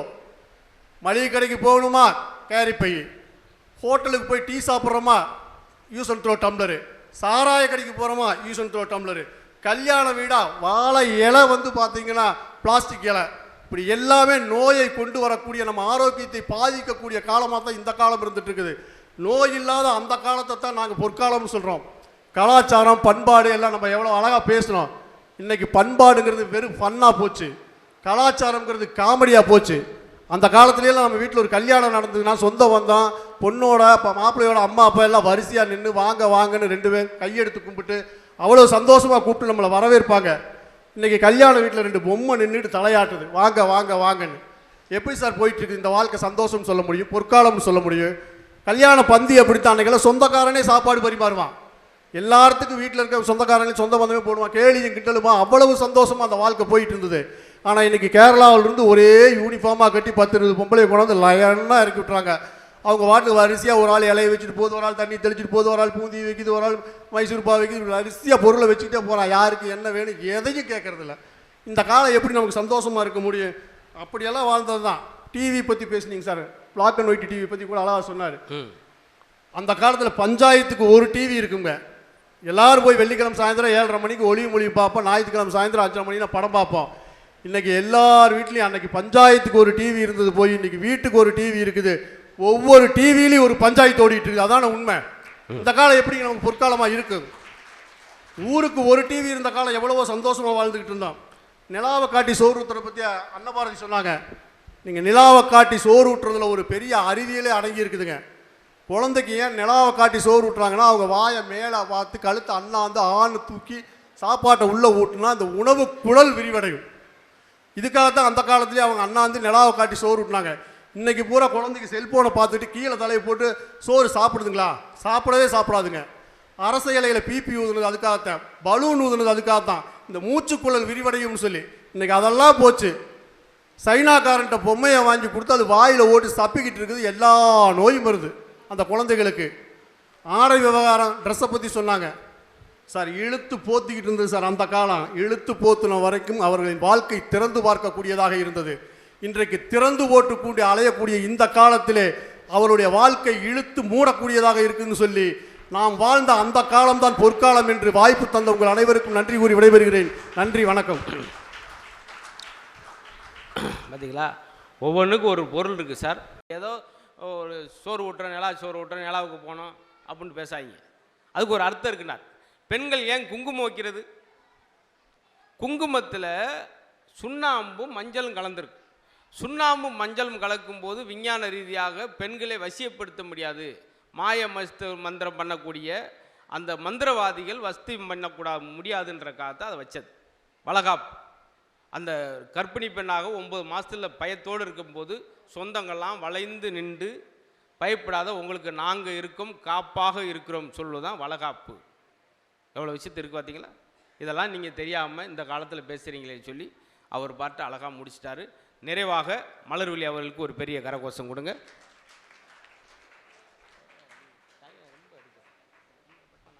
அமுதே தமிழே அழகிய மொழியே எனதுயிரே, அமுதே தமிழே அழகிய மொழியே எனதுயிரே, சுகம் பல தரும் தமிழ் பா சுவையோடு கவிதைகள் தா, தமிழே நாளும் நீ பாடு, அமுதே தமிழே அழகிய மொழியே எனதுயிரே, அமுதே தமிழே அழகிய மொழியே எனதுயிரே. அனைத்து மொழிகளையும் நேசிப்போம், நம் தாய்மொழியாம் தமிழ் மொழியை சுவாசிப்போம் என்று தமிழுக்கு வணக்கம் கூறி, டைம் மீடியாஸ் யூடியூப் சேனல் நேயர்களுக்கு எங்களுடைய பட்டிமன்ற குழுவின் சார்பிலே நெஞ்சார்ந்த நன்றிகள் அந்த வணக்கத்தை கூறி, சிங்கத்தை யாரும் கொஞ்ச முடியாது, சக்தி கல்வி குழுமங்களை இந்த உலகத்தில் யாரும் மிஞ்ச முடியாதுங்கிற அளவுக்கு மிகச் சிறப்பான கல்வி நிறுவனத்தை நிறுவிக் கொண்டிருக்கிற அனைத்து பெருமக்களுக்கும் நன்றியை கூறி, இந்த அருமையான நிகழ்வுக்கு நடுவராக வீட்டிருக்கின்ற சிம்மாசனத்தில் அமர்ந்த சிங்கமே, சேதாரம் இல்லாத தங்கமே, கண்ணாடி இல்லாத கலாமே, கருத்து போகாத முலாமே, சூரியனின் சீதனமே, சுந்தர தமிழ் வாகனமே, கண்மூடி பழக்கங்கள் மண்மூடி போகச் செய்வது உங்கள் விந்தை, இரவெல்லாம் கண் விழித்து தீர்ப்பு சொல்வதிலே நீங்கள் ஒரு ஆந்தை. ரொம்ப நன்றிங்கம்மா. ஆந்த வரைக்கும் கொண்டு வந்து நீ விட்டதில் சற்றே சரிந்த பார்வை ராயல். போதும் போதும், சொல்லிட்டு மறுபடியும் அதான் ஒன்று சைடில் இருந்து பார்த்தால் அண்ணன் கமலஹாசன் சாயல், கொஞ்சம் தமிழின் திறம், நீங்கள் கொக்கோ கோலா நிறம். தொடர் அவமானங்கள் நான் சந்திச்சுக்கிட்டே இருக்கேன். இந்த பட்டிமன்ற உலகத்திலேயே தேர்தலை நடத்தப்படாமல் தேர்ந்தெடுக்கப்பட்ட முதலமைச்சர் நீங்கள். உங்களுக்கு சட்டமன்றங்கள் கிடையாது, தினமும் பட்டிமன்றங்கள் உண்டு. அப்படியா? அதுல நானும் உண்டு. அதுக்கு ஏதாவது பரிகாரம் பண்ணி அதை நீக்கலாமா? ஆனா எனக்கு உங்ககிட்ட ஒரு 5 விஷயம் பிடிக்கும். அதை சட்டுன்னு சொல்லிட்டு நம்ம பட்டிமன்றத்தை ஆரம்பிச்சிடலாம். இன்ன வரைக்கும் நடக்கிறது என்னது? பட்டிமன்றத்தை ஆரம்பிச்சிடலாம். உங்ககிட்ட எனக்கு முதல்ல பிடிச்ச விஷயம், நீங்க பேசுற மதுரை தமிழ் எனக்கு ரொம்ப பிடிக்கும். எல்லாரும் கைத்தட்டுங்க. ரெண்டாவது உங்கள்கிட்ட பிடிச்ச விஷயம், உங்க கள்ளம் கபடம் இல்லாத சிரிப்பு எனக்கு ரொம்ப பிடிக்கும். ஆஹா. மூணாவதா உங்கள்கிட்ட எனக்கு பிடிச்ச விஷயம், உங்க கலையான முகம் எனக்கு ரொம்ப பிடிக்கும். நாலாவது உங்ககிட்ட பிடிச்ச விஷயம், உங்க தங்கமான குணம் எனக்கு ரொம்ப பிடிக்கும். அஞ்சாவதா எனக்கு பிடிச்ச விஷயம், நீங்க கொடுக்குற பணம் எனக்கு ரொம்ப பிடிக்கும். இதை கேட்டோன்னு எனக்கு கிறுக்கு தான் பிடிக்கும். அந்த கால வாழ்வின் பொற்காலம் அந்த காலமா இந்த காலமான்னு ஒரு சிம்பிளான கேள்வியை நம்முடைய டைம் மீடியாஸ் யூடியூப் நிறுவனம் கேட்டிருக்காங்க. ஆமா. நடுவர் அவர்களே, அந்த காலம் பொற்காலம் இல்ல, அந்த காலம் கற்காலம், இந்த காலம் தான் பொற்காலம் என்பதனை மனதில் வைத்துக் கொள்ளுங்கள். வந்து உட்காருங்க, கிளம்புவோம். அந்த காலம் கல்வெட்டு காலம், இந்த காலம் கட் அவுட் காலம். இது சிறப்பான காலம். இந்த காலம் நிகழ்காலம், நிகழ்காலம் தான் புகழ்காலம். எதிர்காலம் இளைஞர்களுக்கு கதிர்காலம் என்பதனை மறந்து விடாது. பூரா இன்னைக்கு காலம் போய் கடைசியில் நீங்க கோலம் ஆக போறீங்க. அந்த காலம் போதாத காலம், இந்த காலம் நல்ல காலம். நடுவர் அவ்வளவுதான். இந்த பூமி பழைய பூமி அல்லவா, ஒரு புதிய பூமி சலவை செய்து கொண்டு வா. ஆதி மனிதன் நல்ல மனிதன் அல்லவா, ஒரு ஜாதியற்ற மனித ஜாதி கொண்டு வா. உலகம் தூங்க ஒற்றை படுக்கை கொண்டு வா, அதில் உறங்க வைக்கும் எந்தன் பாடல் அல்லவா. டராலலாலா டராலலாலா, சொந்த குரலில் பாட. வேணாம். எதுக்கு சொந்த குரல்? நாங்க வாடகைக்கு வாங்கிட்டு வந்தா பாடிக்கிட்டு இருக்கோம். கலோ சுசீலா ஆண்டி, கலோ ஜானகி ஆண்டி, குயில் பாட்டு சித்ரா, எல்லோரும் என்னை மன்னியுங்கள். எவ்வளவு அடக்கமா இருக்கு பாத்தீங்களா? ரொம்ப சந்தோஷம். பாத்தீங்களா என்னென்ன பாட்டு. நல்ல ஒரு சொல்ல வந்தேன். எத்தனை காலத்துக்கு விளக்கம் கொடுத்தாங்க பாருங்க. பாத்தியாரும் பாடத்தும்போது காலங்கள் சொல்றாரா கேட்குறானா? காலங்களை பற்றி நடத்துறேன் அப்படின்னாரு. சரிங்க சார். முரளி பானை செய்கிறான், என்ன காலம்? இது பொற்காலம். அந்த படத்தில் பானை செய்வார் பார்த்துருக்கீங்களா? நான் ஜோக்குன்னு சொல்லிட்டு உங்களுக்கு விளக்கமும் கொடுக்க வேண்டியிருக்கு. சிலர் அந்த படத்தை போட்டு வர காமிக்கணும். அந்த காலத்துல என்ன இருந்துச்சு நடுவர் அவர்களே? வெறும் பேச்சு தான் இருந்துச்சு. உண்மையிலே என்ன இருந்துச்சு? ஒண்ணுமே கிடையாது. நாங்கெல்லாம் 1947ல பாத்தீங்கன்னா கோல்ட 40 ரூபாய்க்கு வித்தாங்க. எவ்வளவு வாங்கின? ஒன்னும் வாங்கல. 1947ல பாத்தீங்கன்னா சில்வரை ஃப்ரீயாவே கொடுத்தாங்க. எவ்வளவு வாங்குனீங்க? ஒன்னும் வாங்கல. ஆனா நாங்க இன்னைக்கு எவ்வளவு வாங்கி எத்தனை சொத்து சேர்த்து வச்சு பணக்காரங்களா வாழ்ற வாழ்க்கை இதுதாங்க. அது வறுமை காலம், இது வசதியான காலம் நடுவர் அவர்களே. அன்னைக்கு சாப்பிட எதுவுமே கிடைக்காதுங்க. நாங்களும் பழைய கஞ்சி குடிச்சு பழைய கஞ்சி மட்டும்தானே அந்த காலத்துல இருக்கு.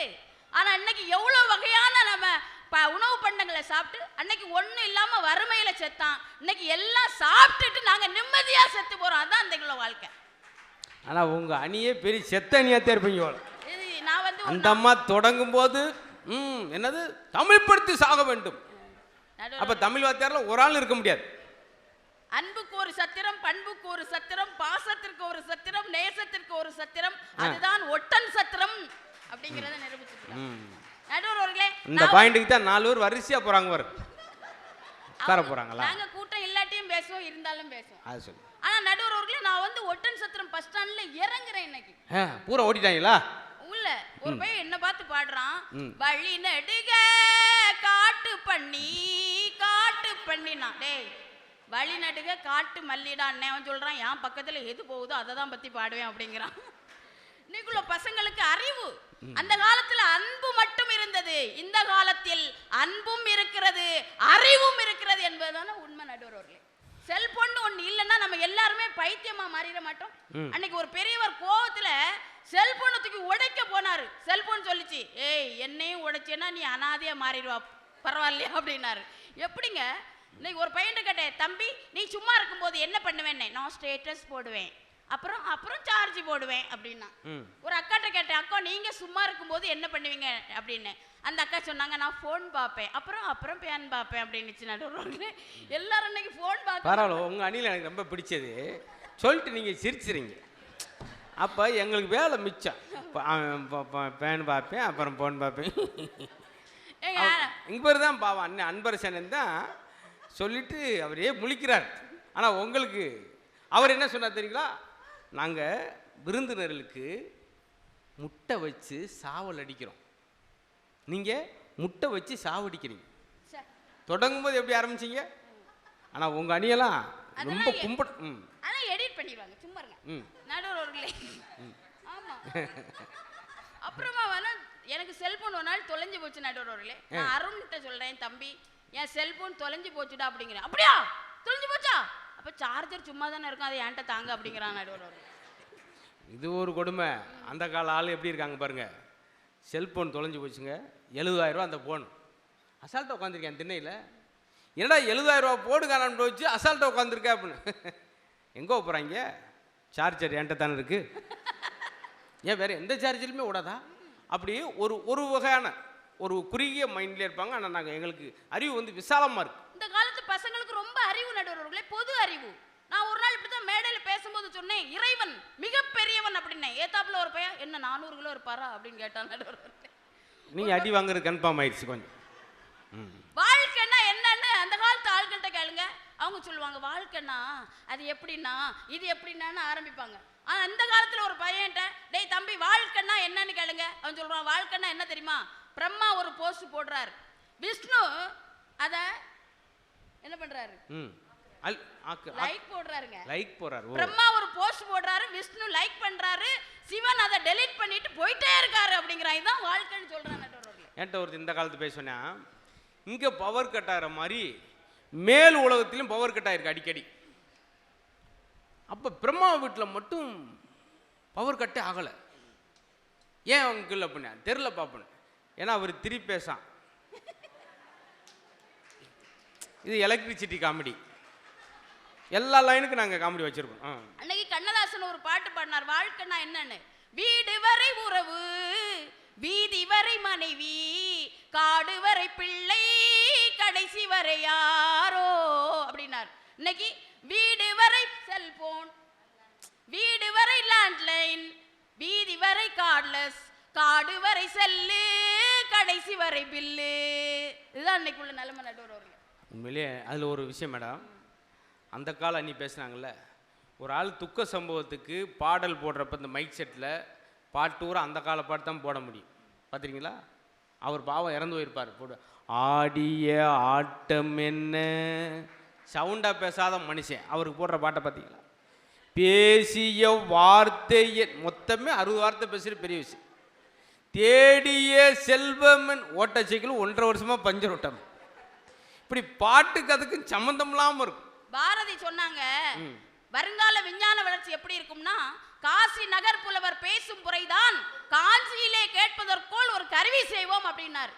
காசி நகர் புலவர் பேசும் முறையை காஞ்சியிலே கேட்பதற்கு கருவி செய்வோம் அப்படின்னாரு. இன்னைக்கு நாங்க எல்லாமே கண்டுபிடிச்சி அறிவியல் வளர்ச்சியில முன்னேறி கொண்டிருக்கிறோம் சொன்னா, கண்ணதாசன் ஒரு பாட்டு இன்னும் எழுதுவார், தேடினேன் வந்தது ஆன்லைன் ஷாப்பிங், இன்னைக்கு வந்திருக்கா, நாடினேன் தந்தது ஸ்விக்கி ஸ்மார்ட்டா, நாடினேன் தந்தது வாசலில் நின்றது டோர் டெலிவரி, வாழவா என்றது மேட்ரிமோனி. அன்னைக்கு நீங்க கனவு கண்டதை எல்லாம் நனவாக்கி கொண்டிருப்பது நாங்கள் என்பதனை நீங்க புரிஞ்சுக்கணும் நடுவர்களே. கண்டிப்பா புரிஞ்சுக்கிறேன். அன்னைக்கெல்லாம் கல்யாணம் எப்படிங்க நடந்துச்சு? கல்யாணம் பாவமா நடக்கும். இன்னைக்கு கல்யாணம் எவ்வளவு கோலாகலமா நடந்திருக்காங்க. அன்னைக்கெல்லாம் மாலை மாத்தி கல்யாணம், அப்புறம் கொரோனா காலத்துல மாஸ்க் மாத்தி கல்யாணம், இப்பெல்லாம் மொபைல் மாத்தி தான் கல்யாணம். ஒரு காலத்துல ஜாதக பொறுத்த யாருக்கெல்லாம் பார்ப்பாங்க? மணப்பெண்ணுக்கும் மணமகனுக்கும் பார்ப்பாங்க. அப்புறமா கொஞ்ச நாள் கழிச்சு மாமியாருக்கும் மருமகளுக்கும் பார்த்தாங்க. இப்பெல்லாம் ஒரு 10 நாள் பையனுக்கு மொபைல பொண்ணுகிட்ட கொடுங்க, 10 நாள் பொண்ணுக்கு மொபைல பையன்கிட்ட கொடுங்க, 2 பேருக்கும் பொருத்தம் மொபைல் பொருத்தம் வந்துட்டுனா கல்யாணத்தை முடியும்னு சொல்ற எளிமையான காலத்துல நம்ம இன்னைக்கு வாழ்ந்துகிட்டு இருக்கோம்னா, ஆமா இதுதான் லவ் டுடே நடுவர்களே. இன்னைக்கு காதல்லாம் எவ்வளவு அருமையா இருக்கு தெரியுமா நடுவர்களே? ஒரு பையன் சொன்னான், எல்லோரும் என்னை கடந்து சென்றார்கள், நீ மட்டும் தான் என்னை கடத்தி சென்றாய் அப்படின்னா. சிம்பிளா இருக்கும். இன்னொரு பையன் சொன்னான், சச்சு நீ என் காதல் சுச்சு அப்படின்னா நடுவர்களே. உன் பெயரை பச்சை குத்த போனேன், வலிக்கும் என்று வந்து விட்டேன், எனக்கல்ல உன் பெயருக்கு. இவ்வளவு அருமையான காதல். கையை தட்டுங்க, இல்லாட்டா காசு தர மாட்டார். இன்னொருத்த எழுதினா, உன் பெயரை பேனாவால் எழுத மாட்டேன், ஏனென்றால் பேனா முழு உன்னை குத்தும் என்பதால். அவங்க அப்பா கத்தி எடுத்து குத்திருக்காரு அவனை. வேண்டா உன்னை எவ்வளவு கஷ்டப்பட்டு படிக்க வச்சா பிக்கிறானே.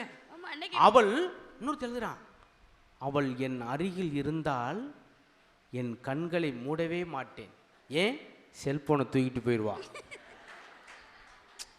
அவளை பார்த்த உடனே பாடுறான், சிந்தனையில் வந்து வந்து போனா அவ சந்தனத்தில் செஞ்சு வச்ச தேனா, என்னுடைய காதலிய ரொம்ப ரொம்ப பத்திரமா, எண்ணமெங்கும் ஒட்டி வச்சேன் வண்ண வண்ண சித்திரமா, வேறொருத்தி வந்து தங்க எம் மனசு சத்திரமா, ராசாத்தி ராசாத்தி அட்ரஸ் என்ன கண்டுபிடி, ராவோடு ராவாக அள்ளி வர நாங்க ரெடி, கொஞ்ச நாள் பொறு தலைவா. எவ்வளவு அருமையான காதல். இன்னைக்கு அன்னைக்கு அப்படியாங்க, வாராய் நீ வாராய். அந்த பிள்ளை சொல்லுது, நானே வீட்டுக்கு தெரியாம வந்திருக்கேன், சத்தம் போட்டு காட்டி கொடுத்துறாத அப்படின்னு. அன்னைக்குள்ள காதலே ரொம்ப கஷ்டமா இருக்கும் நடுவர்களே. கொஞ்சம் அதிகம் தான். இன்னைக்கு எளிமையான வாழ்க்கையில நம்ம இருக்கோம் நடுவர்களே. இன்னைக்கு பாருங்க, குடும்ப வாழ்க்கையில இன்னைக்கெல்லாம் சண்டையே ரொம்பலாம் கிடையாது நடுவர்களே. அன்னைக்கெல்லாம் பாத்தீங்கன்னா ஒரு பாட்டிகிட்ட கேளுங்க, பாட்டி உங்க குடும்ப வாழ்க்கை 35 வருஷம் ஆச்சுல எப்படின்னு கேட்டு பாருங்க. அந்த பாட்டி ஒரு 35 நிமிஷம் சொல்லலாம்ல, எப்படி சொல்லும்? 35 வருஷம் கல்யாண வாழ்க்கையை ஒரு பாட்டி சொல்லுது, அவ்வளவுதான் நடுவர்களே. ஒரே முக்குல மொத்தமா முக்கிட்டு போயிடுச்சு வாழ்க்கை பாட்டி. அப்புறம் 11 பிள்ளை எப்படி, அவ்வளவுதான் நடுவர்களே. என்ன அந்த பாட்டிக்கு பேர் அப்புறம் என்ன பேர் வச்சேன் தெரியுமா? பாட்டி வரலையா, அது இன்னைக்கு போயிடுச்சு மொத்தமா அப்படின்னு. ஆனா இன்னைக்கு அப்படி இல்லை நடுவர்களே. எங்க வீட்டுக்காரர்லாம் என்ன அடிப்பார், வெளியில யார்கிட்ட சண்டை போட்டாலும் என்ன சப்புன்னு வந்து அடிச்சு போடுவார். இது என்ன, ஏன் சப்புன்னு பண்றா? இல்ல சப்புன்னு அடிச்சிருக்காரு. நான் அழமாட்டேன், ஏன் வலிக்கும், வலிச்சாலும் அழமாட்டேன். ஏன் தெரியுமா? அப்புறம் அழாத அழாதன்னு அடிப்பார். அதுக்கு தான் உன் குடும்பம் பெருங்குடும்பம் பாப்பாவும். ஏன் இந்த அடியெல்லாம் நான் வாங்கிக்கிட்டோம்னா அடிக்கடி ஒரு பட்டு புடவை கிடைக்கும். இன்னைக்கு அடிச்சாருன்னா நாளைக்கு ஒரு பட்டு புடவை வாங்கிட்டு வருவார். அன்னைக்கு ஒரு நாள் இப்படிதான் அடிச்சாரு, அடுத்த நாள் 5000 அப்ப சப்பு சப்புன்னு அடிக்க கூடாது, பட்டு பட்டுன்னு அடிக்கணும். அப்பதானே பட்டு புடவை கிடைக்கும். எப்படி என்ன நகைச்சுவை காட்சிகள். அப்படியே அடுத்த நாள் ஒரு 5000 ரூபாய் என் கையில தந்து பட்டு புடவை எடுத்துக்கினாரு. சந்தோஷம் தாங்க முடியல. திருப்பி கூப்பிட்டாருங்க, வா உங்க அம்மாவுக்கு ஒன்று எடுத்துரு அப்படின்னாரு. உங்க அம்மாவுக்கு அப்போ ஒரு அடி கொடுங்க அப்படின்னேன். வாடி எடுத்துருவாடி அப்படின்னாரு. கடைக்கு போனேன், எனக்கு சிம்பிளா 4500 ரூபாய்க்கு ஒரு பட்டு, எங்க மாமியாருக்கு 500 ரூபாய்க்கு ஒரு பட்டு. ஆமா, வெளியே வந்த உடனே இந்த பிள்ளை தூக்கி அதுல ஒட்டினேன், அந்த பிள்ளை தூக்கி இதுல ஒட்டினேன். எங்க மாமியார்ட்ட கொண்டு கொடுத்தேன், அது ஒரு லூசு. என் மருமகா 4000க்கு எனக்கு புடவை எடுத்து வந்திருக்கான்னு வீடு வீடா கொண்டு காமிச்சுங்க. போன வாரம் பட்டிமன்றம் முடிச்சு வீட்டுக்கு போறேன், என்னை கூப்பிட்டு எம்மாங்க வா, நீ தானே பட்டிமன்றம் மதுரை முத்து கூட போறா, இந்த புடவை வச்சுக்கிட்டு அதை கூடன்னு வாங்கிட்டுங்க தாய் கிழவி. இன்னைக்கெல்லாம் குடும்ப வாழ்க்கை ரொம்ப அருமையா இருக்கும் நடுவர்களே. வாழ்க்கை அதாவது கல்யாணம் ஆன புதுசுல நம்ம பெட்ரூம்ல என் பெட்ரூம்ல என்ன இருக்கும் நடுவர்களே? என்ன இருக்கும்? என்ன இருக்கும்? பவுடர் டப்பா இருக்கும், கண்டிப்பா ஸ்ப்ரே பாட்டில் இருக்கும், சென்ட் பாட்டில் இருக்கும். கல்யாணம் முடிஞ்சு 2 வாரம் கழிச்சு நம்ம பெட்ரூம்ல என்ன தெரியுமா இருக்கும்? விக்ஸ் டப்பா இருக்கும், தைலம், தலைவலி தைலம் இருக்கும், இப்படிலாம் இருக்கும். கல்யாண வாழ்க்கையில தலைவலி வரும்போது அந்த மருந்து போடுறதா பெரிய விஷயம். மருந்தாலேயே அந்த தலைவலி சரியாகும் இல்லைங்க, அதை எடுத்து கொடுக்குற மனைவியால தான் அது சரியாகும் நடுவர்களே. அப்படிதானே? கை தட்டுங்க. மனைவி தைலம் தேய்க்கும் போது அது சரியாகும். சொல்றான், உண்டான காயம் எங்கும் தன்னாலே மாறி போன மாயம் என்ன பொன்மானே பொன்மானே, என்ன காயமான போதும் என் மேனி தாங்கிக் கொள்ளும் உந்தன் மேனி தாங்காது செந்தேனே, எந்தன் காதல் என்னவென்று சொல்லாமல் ஏங்க ஏங்க அழுகை வந்தது, எந்தன் சோகம் உன்னை தாக்கும் என்றென்னும் போது வந்த அழுகை நின்றது, மனிதர் உணர்ந்து கொள்ள இது மனித காதல் அல்ல, அதையும் தாண்டி புனிதமானது, அபிராமியே தாலாட்டும் சாமியே நான் தானே தெரியுமா, சிவகாமியே சிவனில் நீயும் பாதியே அதுவும் உனக்கு புரியுமா, சுபலாலி லாலியே சுபலாலியே. அந்த காலத்துல இதான் மஞ்சுமல் பாய்ஸ் ஆக்சுவலி. அந்த காலத்துல நடுவர்களே பெண்களை அடிமைப்படுத்தி அடுப்பாங்கரையில பெண்கள் மட்டும்தான் இருக்குன்னு நினைச்சாங்க. ஆனா எங்களுக்கெல்லாம் இன்னைக்கு வீரமான ஆண்களை விட வீட்டு வேலை செய்கிற ஆண்களை ரொம்ப பிடிக்கும். எங்க வீட்டுல எல்லா வேலையும் நான் தான் பார்ப்பேன். இதுக்கு தாங்க எல்லா பெண்களும் கை தட்டுறாங்க. பைக் ஓட்டுற ஆண்களை விட பாத்திரங்கள் ஒரு ஆண்களை தான் எங்களுக்கு பிடிக்கும். நடுவர்களே எங்க வீட்டுல எல்லா வேலையும் நான் தான் பார்ப்பேன். ஆச்சரியப்படுவீங்க. இப்படி இருக்கணுங்க. நான் கூட பட்டிமன்றம் பேச எங்க டைம் இருக்குன்னு பார்த்தேன். எல்லா வேலையும் நான் தாங்க பார்ப்பேன். எங்க வீட்டுக்காரர் சோறு பொங்குவார், நான் பார்ப்பேன். அவர் பாத்திரம் கழுவுவார், நான் பார்ப்பேன். அவர் துணி துவைப்பார், நான் பாட்டு பாடுவேன். இந்த வீடியோவை அவரும் பார்ப்பாரு, அதை நாங்க பார்ப்போம். அண்டே என்னை போய் கேவலப்படுத்திக்கிட்டியா? அவர் துணி துவைப்பாரு, நான் பாட்டு பாடுவேன். அப்படி போடு போடு போடு அலசி போடு கொடி மேலே. உடனே அவர் இந்த நொரை போதுமா, இன்னும் கொஞ்சம் வேணுமா?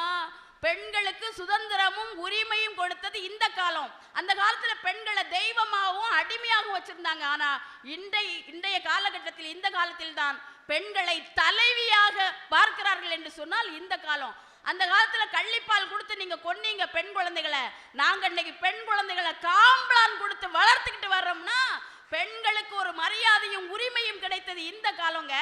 இளைஞர்கள் இந்த காலத்துல என்ன சாதிக்கலன்னு நீங்க சொல்றீங்க? அந்த காலத்துல உங்களுக்கு எல்லாம் எத்தனை மதிப்பெண் அன்பரசன் சார்? 10ஆம் கிளாஸ்ல உங்களுக்கு எத்தனை மார்க்? அவருக்கு -7 மார்க். எத்தனை மார்க் சார்? 270 மார்க். உங்க காலத்துல நமிதா இருந்தாளா? இல்ல 10th வரைக்கும் சேர்த்து சொல்றாரு. 10thல கிடையாது. அந்த காலத்துல நயன்தாரா இருந்தாளா? நமிதா இருந்தாளா? கம்ப்யூட்டர் இருந்துச்சா? செல்போன் இருந்துச்சா? இன்டர்நெட் இருந்துச்சா? வாட்ஸ்அப் இருந்துச்சா? ஃபேஸ்புக் இருந்துச்சா? எதுவுமே இல்ல. எதுவுமே இல்லாத காலத்துல உங்களுக்கு 270 மதிப்பெண். ஆனா இந்த காலத்துல நயன்தாரா இருக்கா, செல்போன் இருக்கு, வாட்ஸ்அப் இருக்கு, ஃபேஸ்புக் இருக்கு, இன்ஸ்டாகிராம் இருக்கு, கம்ப்யூட்டர் இருக்கு.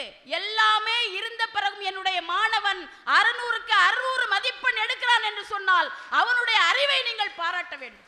ஏன் அவர் காலத்துல அம்பியா இருந்துச்சு, அமலா இருந்துச்சு, ஸ்ரீதேவி இருந்துச்சு, சக்திமான் இருந்துச்சு. அந்த காலத்துல எங்க இருந்தாங்க? ஒளியவே ஒளிஞ்சிருந்து பார்த்தவர் அவரு. வயலும் வாழ்வும் காலத்திலே உங்களுக்கு 270 மார்க். எங்க மாணவன் வாட்ஸ்அப் பார்த்தும் கூட இன்னைக்கு மதிப்பெண்களை எடுக்கிறான். அன்னைக்கெல்லாம் வாசல் வழியா வந்தோம், இன்னைக்கு வாட்ஸ்அப் வழியா வர்றோம்னா நடுவர் அவர்களே. அன்னைக்கு ஒரு தாத்தாட்ட கேட்டேன், தாத்தா நீங்க வாட்ஸ்அப்ல இருக்கீங்களான்னே. நான் சைதாப்பேட்டையில இருக்கேன்னாரு நடுவர் அவர்கள்.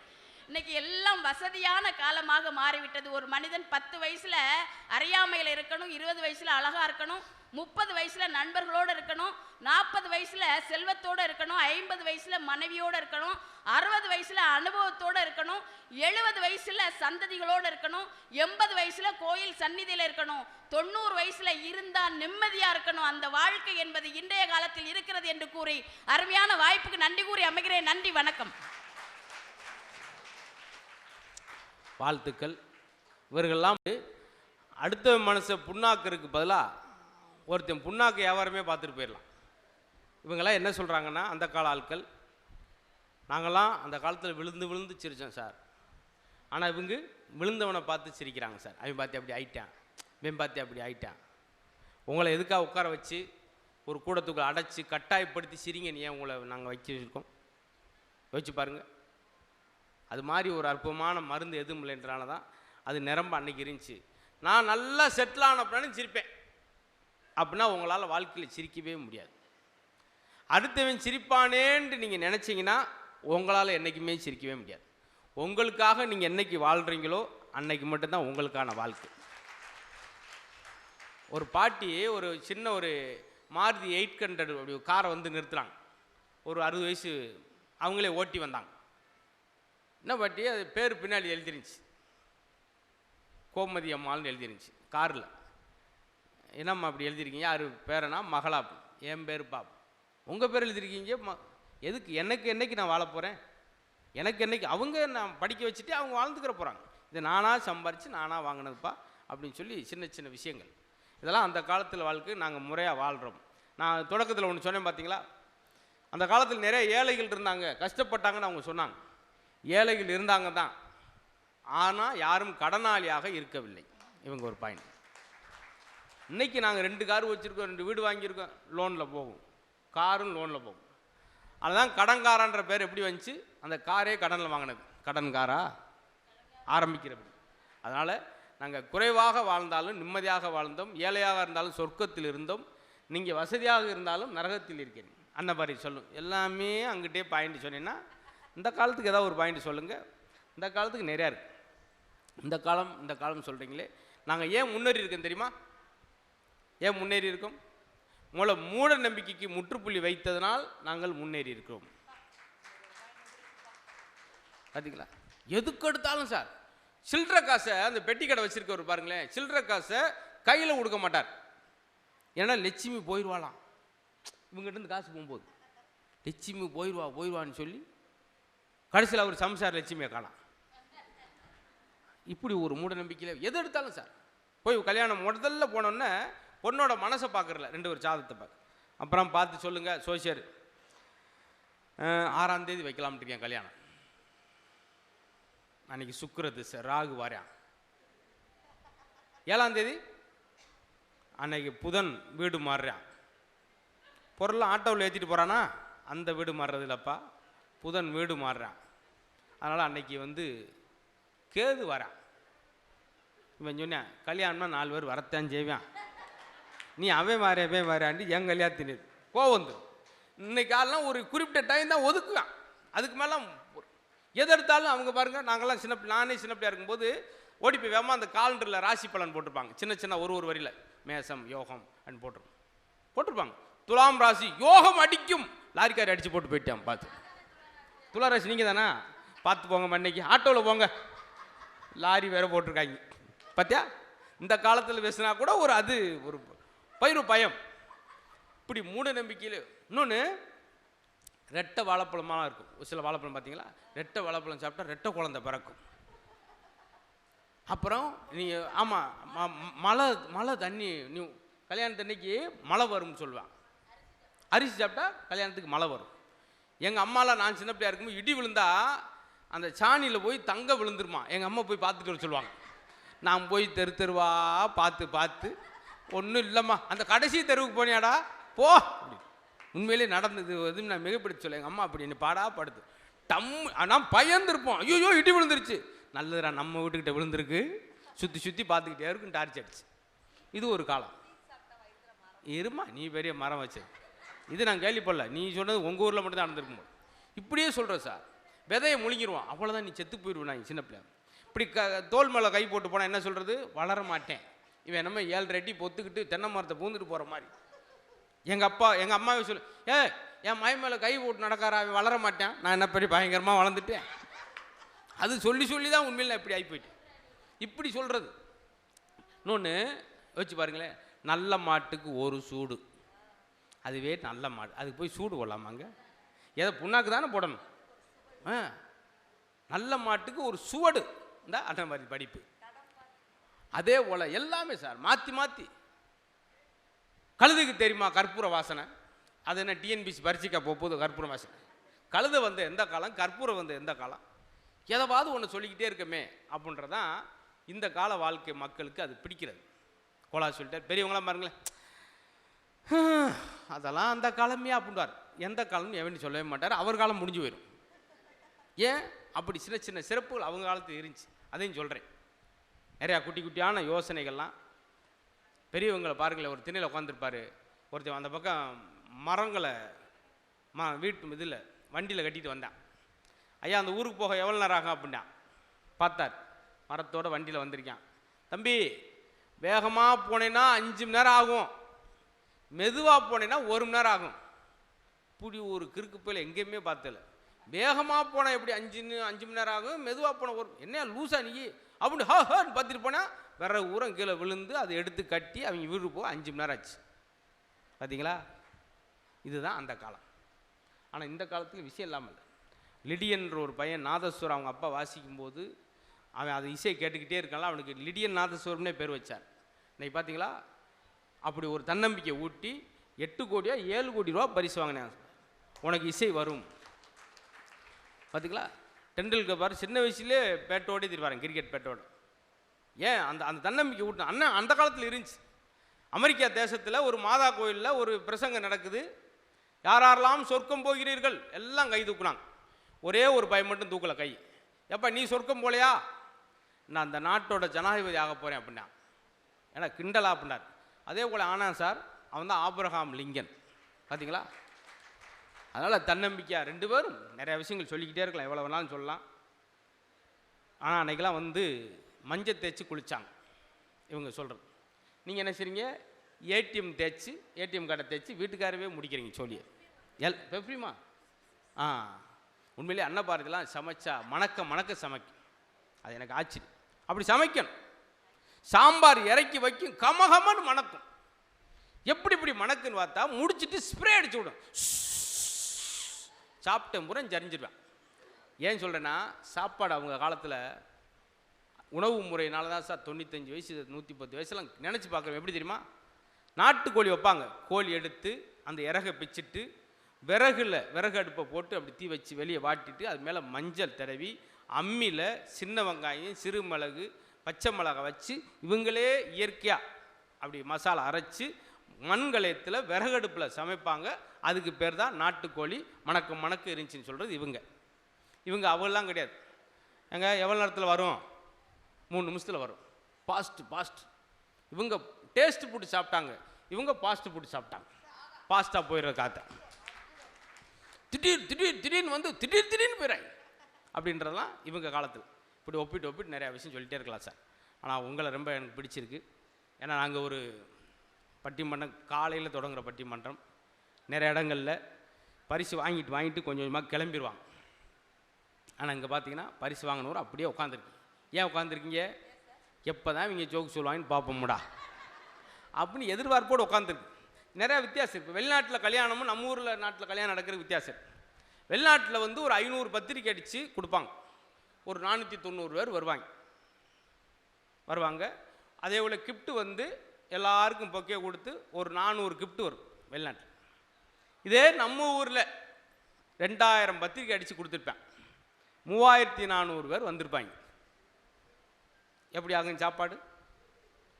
அதே போல் கிஃப்ட்டு எத்தனை வந்திருக்குன்றீங்க? 13 கிஃப்ட்டு தான் வந்திருக்கும். பூரா கடைசியில் முடிஞ்ச பின்னாடி கல்யாண வீட்டில் என்னென்ன மிஸ் ஆகிருக்குன்னு தெரியுமா? 43 கிளாஸ் காணாமல் போயிருக்கும், 2 கரண்டி காணாமல் போயிருக்கும். இதுதான் நம்ம ஊரில் உள்ளது. அது மாதிரி பெரியவர்கள் பேச்சினுடைய அழகு சார். நம்ம என்ன தான் படிப்பறிவு இருந்தாலும் பக்குவ அறிவு. இப்போ சொல்கிறோமே வயல் வாழ்வு நடக்குது. அதுதான் அவங்க சொல்கிறது, அழகு குறிப்பு கொடுப்பதை நிறுத்திவிட்டு அன்பு குறிப்பு கொடுங்கள். இன்றைக்கி எதிர்காலத்துக்கு ரொம்ப தேவைப்படும். போதும் சார் அதெல்லாம் கொடுத்து, ஏன்னா அது குறுகிய காலத்துக்கு மட்டும்தான் இருக்கக்கூடியது. அந்த வயல் வாழ்வு நடக்கும். புதிய டிவியில் எல்லாம் உட்காந்துருப்பாங்க, மந்திரில் உட்காந்துருப்பாங்க. அந்த வயல் வாழ்வை கிட்டத்தட்ட 150 வருஷத்துக்கு முன்னாடியே படிப்பறிவு இல்லாதால் நம்மால் சொல்லிட்டு போனதா. என்ன சொன்னான் தெரியுமா? ஒரு நெல்லுக்கடையில் எவ்வளோ இடைவெளி இருக்கணும், கரும்பு கடையில் எவ்வளோ இடைவெளி இருக்குன்றத அவர் சொன்னது இன்ன வரைக்கும் மறக்காது. வாழைக்கு இடையில் எவ்வளோ தூரம் இருக்கணும், வண்டி போகிற அளவுக்கு தூரம் இருக்கும். தென்னைக்கு இடையில் தேர் போகிற அளவுக்கு தூரம் இருக்கணும்.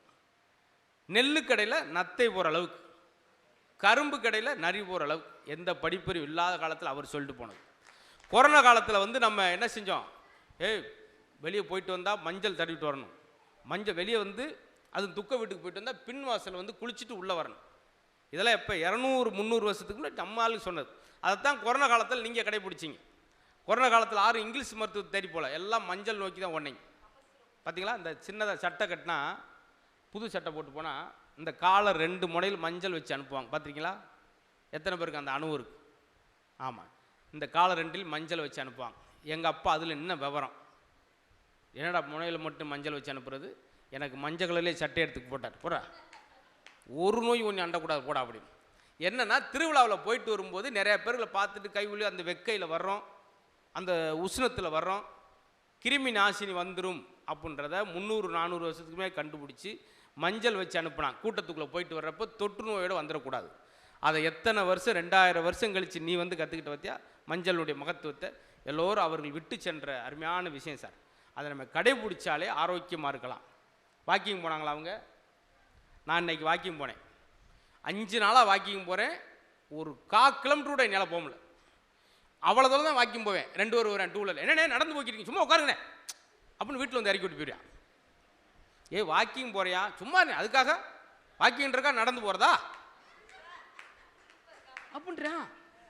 இல்லை தம்பி வாக்கிங் போனால் கொஞ்சம் சும்மா இருங்க சார், உட்காருங்க சார் அப்படின்னு வீட்டில் விட்டு வந்து போயிடுறேன். வாக்கிங்கே ஒரு 3 வருஷமே என்னால் போக முடியல. ஆனால் அவங்க வாக்கிங் போனாங்களா? வயலுக்கு அப்படி 3 கிலோமீட்டர் வயலில் போயிட்டு இங்கிட்டு காட்டு பகுதியில் போயிட்டு வர்றப்பே அவங்களுக்கு கிடையாது சார். ஆனால் இன்றைக்கி பாருங்கள், மெரினா பீச்சை பக்கம் வாக்கிங் போகிறான். அன்றைக்கி 2 பேரும் உட்காந்து என்ன சார் பேசுகிறாங்க திண்ணையில் அந்த காலத்தில், வாங்க மாப்பிள நல்லா இருக்கலாம், மருமை என்ன செய்கிறாரு, எப்படி இருக்காரு.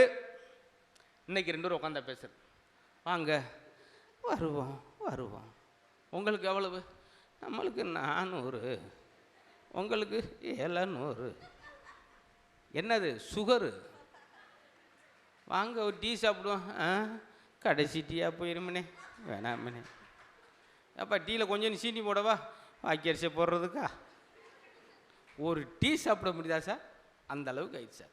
எது எடுத்தாலும் சீனி இருக்கா, அதில் சீனி குறைவாடு அப்படின்ட்டு காலத்தை ரொம்ப சுருக்கிட்டோம்னு சொல்லி ரொம்ப அதே போல் மாட்டு வண்டியில் போகிறோம்னு சொல்லி நீங்கள் கிண்டல் பண்ணீங்க. ஆனாலும் அதில் சந்தோஷப்படணும். நானும் கிராமத்தில் போது சந்தோஷமாக தான் இருந்தேன். இன்றைக்கி இந்த காருகளாக வந்தால் மகிழ்ச்சியெல்லாம் கிடையாது, மனதிரிதான் மகிழ்ச்சி கிடையாது. மாட்டு வண்டியில் போனோம்னு கிண்டல் பண்ணோம், ஆனால் மாட்டு வண்டியில் சென்று எங்குமே விபத்துன்னு நீங்கள் பேப்பரில் பார்த்துருக்கே முடியாது. மாட்டு வண்டியில் போய் குடும்பத்தோடு விபத்து 4 பேர் பழி எங்கேயா பேப்பரில் பார்த்துருக்கீங்களா? கிடையாது. வாகனங்களும் விஞ்ஞானங்களும் புதுசான கருவிகளும் பெருக தான். அன்றைக்கெலாம் பார்த்தீங்களா, ஏதாவது பொண்ணு நம்ம வீட்டில் இருக்கும், அழகாக நிச்சயம் பண்ணி கல்யாணம் பண்ணுவோம். இன்றைக்கி ஏதாவது நிச்சய கல்யாணத்தை பார்க்குறீங்களா? இந்த செல்ஃபோன் வந்தது, வாட்ஸ்அப்பில் ஏதாவது போட்டு விட்றான், அனுப்புகிறான், அதை பார்க்குறாங்க. ஏன்னா இப்போ பார்த்தீங்களா, அது மாதிரி இந்த கைபேசி நல்ல விஷயத்தை கொடுத்ததை விட நம்மளை தூங்க விடாமல் செஞ்சது. தூங்கினாங்கன்னு சொன்னேன், தூக்கம் தான் சிறந்த மருந்துன்னு ஒரு மருத்துவர் சொல்கிறார் சார். 8 மணி நேரம் அன்னைக்கு முடிஞ்சா இன்னைக்கு முடியுமா? நடிச்சாமல் படுத்திருக்கேன், 1:30 மணிக்கு எனக்கு ஃபோன் வருது, நடிச்சாமல் அரை தூக்கத்திலே எடுத்து போன கால் வைக்கிறேன், ஹலோ கேட்குதா அப்படின்னா ஒருத்தன் கேட்குது அப்படின்னு, அப்போ வச்சிரு அப்படின்ட்டான். இதாவது 1:30 மணிக்கு எதுக்குடா ஃபோன் பண்ண அப்படின்னா, சாயந்தரம் 7 மணிக்கு உங்கள் நம்பர் வாங்கினேன் இல்லை சார், செக் பண்ணேன் உங்கள் நம்பரான்னு, அது 1:30 மணிக்கா. அப்படி புதிய கருவிகள் நம்மளை கஷ்டப்படுத்து. இதுக்கு இடையில் அவங்க சொன்னாங்க பார்த்தீங்களா, இதுக்கு இடையிலும் மார்க் எடுத்து வாரோம்னா அது சின்ன சந்தோஷம் தான். ஆனால் நிரம்ப சந்தோஷங்கள், நிரம்ப மகிழ்ச்சி இருந்தது. பழமையான வாழ்க்கையில், பழமையான கலாச்சாரத்தில் அந்த பண்பாடு தான் இந்தியா வெளிநாடுலாம் நம்ம உயர்வாக காட்டுறது. அமெரிக்கா மாதிரி பணக்கார நாடு நம்ம இல்லாட்டியும் கூட, ஏழை நாடாக நம்ம இந்தியா இருந்தால் கூட, கலாச்சாரம் பண்பாடத்தில் நம்ம கோடீஸ்வரனாக நம்ம இந்தியா இருக்குன்றதெல்லாம் நம்மளுக்கு பெருமை என்பது முன்னோர்கள் விட்டு சென்ற அருமையான விஷயம் என்று சொல்லி கேட்டு சுவைத்த ஒட்டன்சத்திரம் வாழ் மக்களை அன்போடு வணங்கி அத்தனை பேருக்கு நன்றி சொல்லி, டைம் மீடியாஸுக்கு நன்றி சொல்லி அன்போடு விடைபெறுகிறோம். நன்றி, வணக்கம்.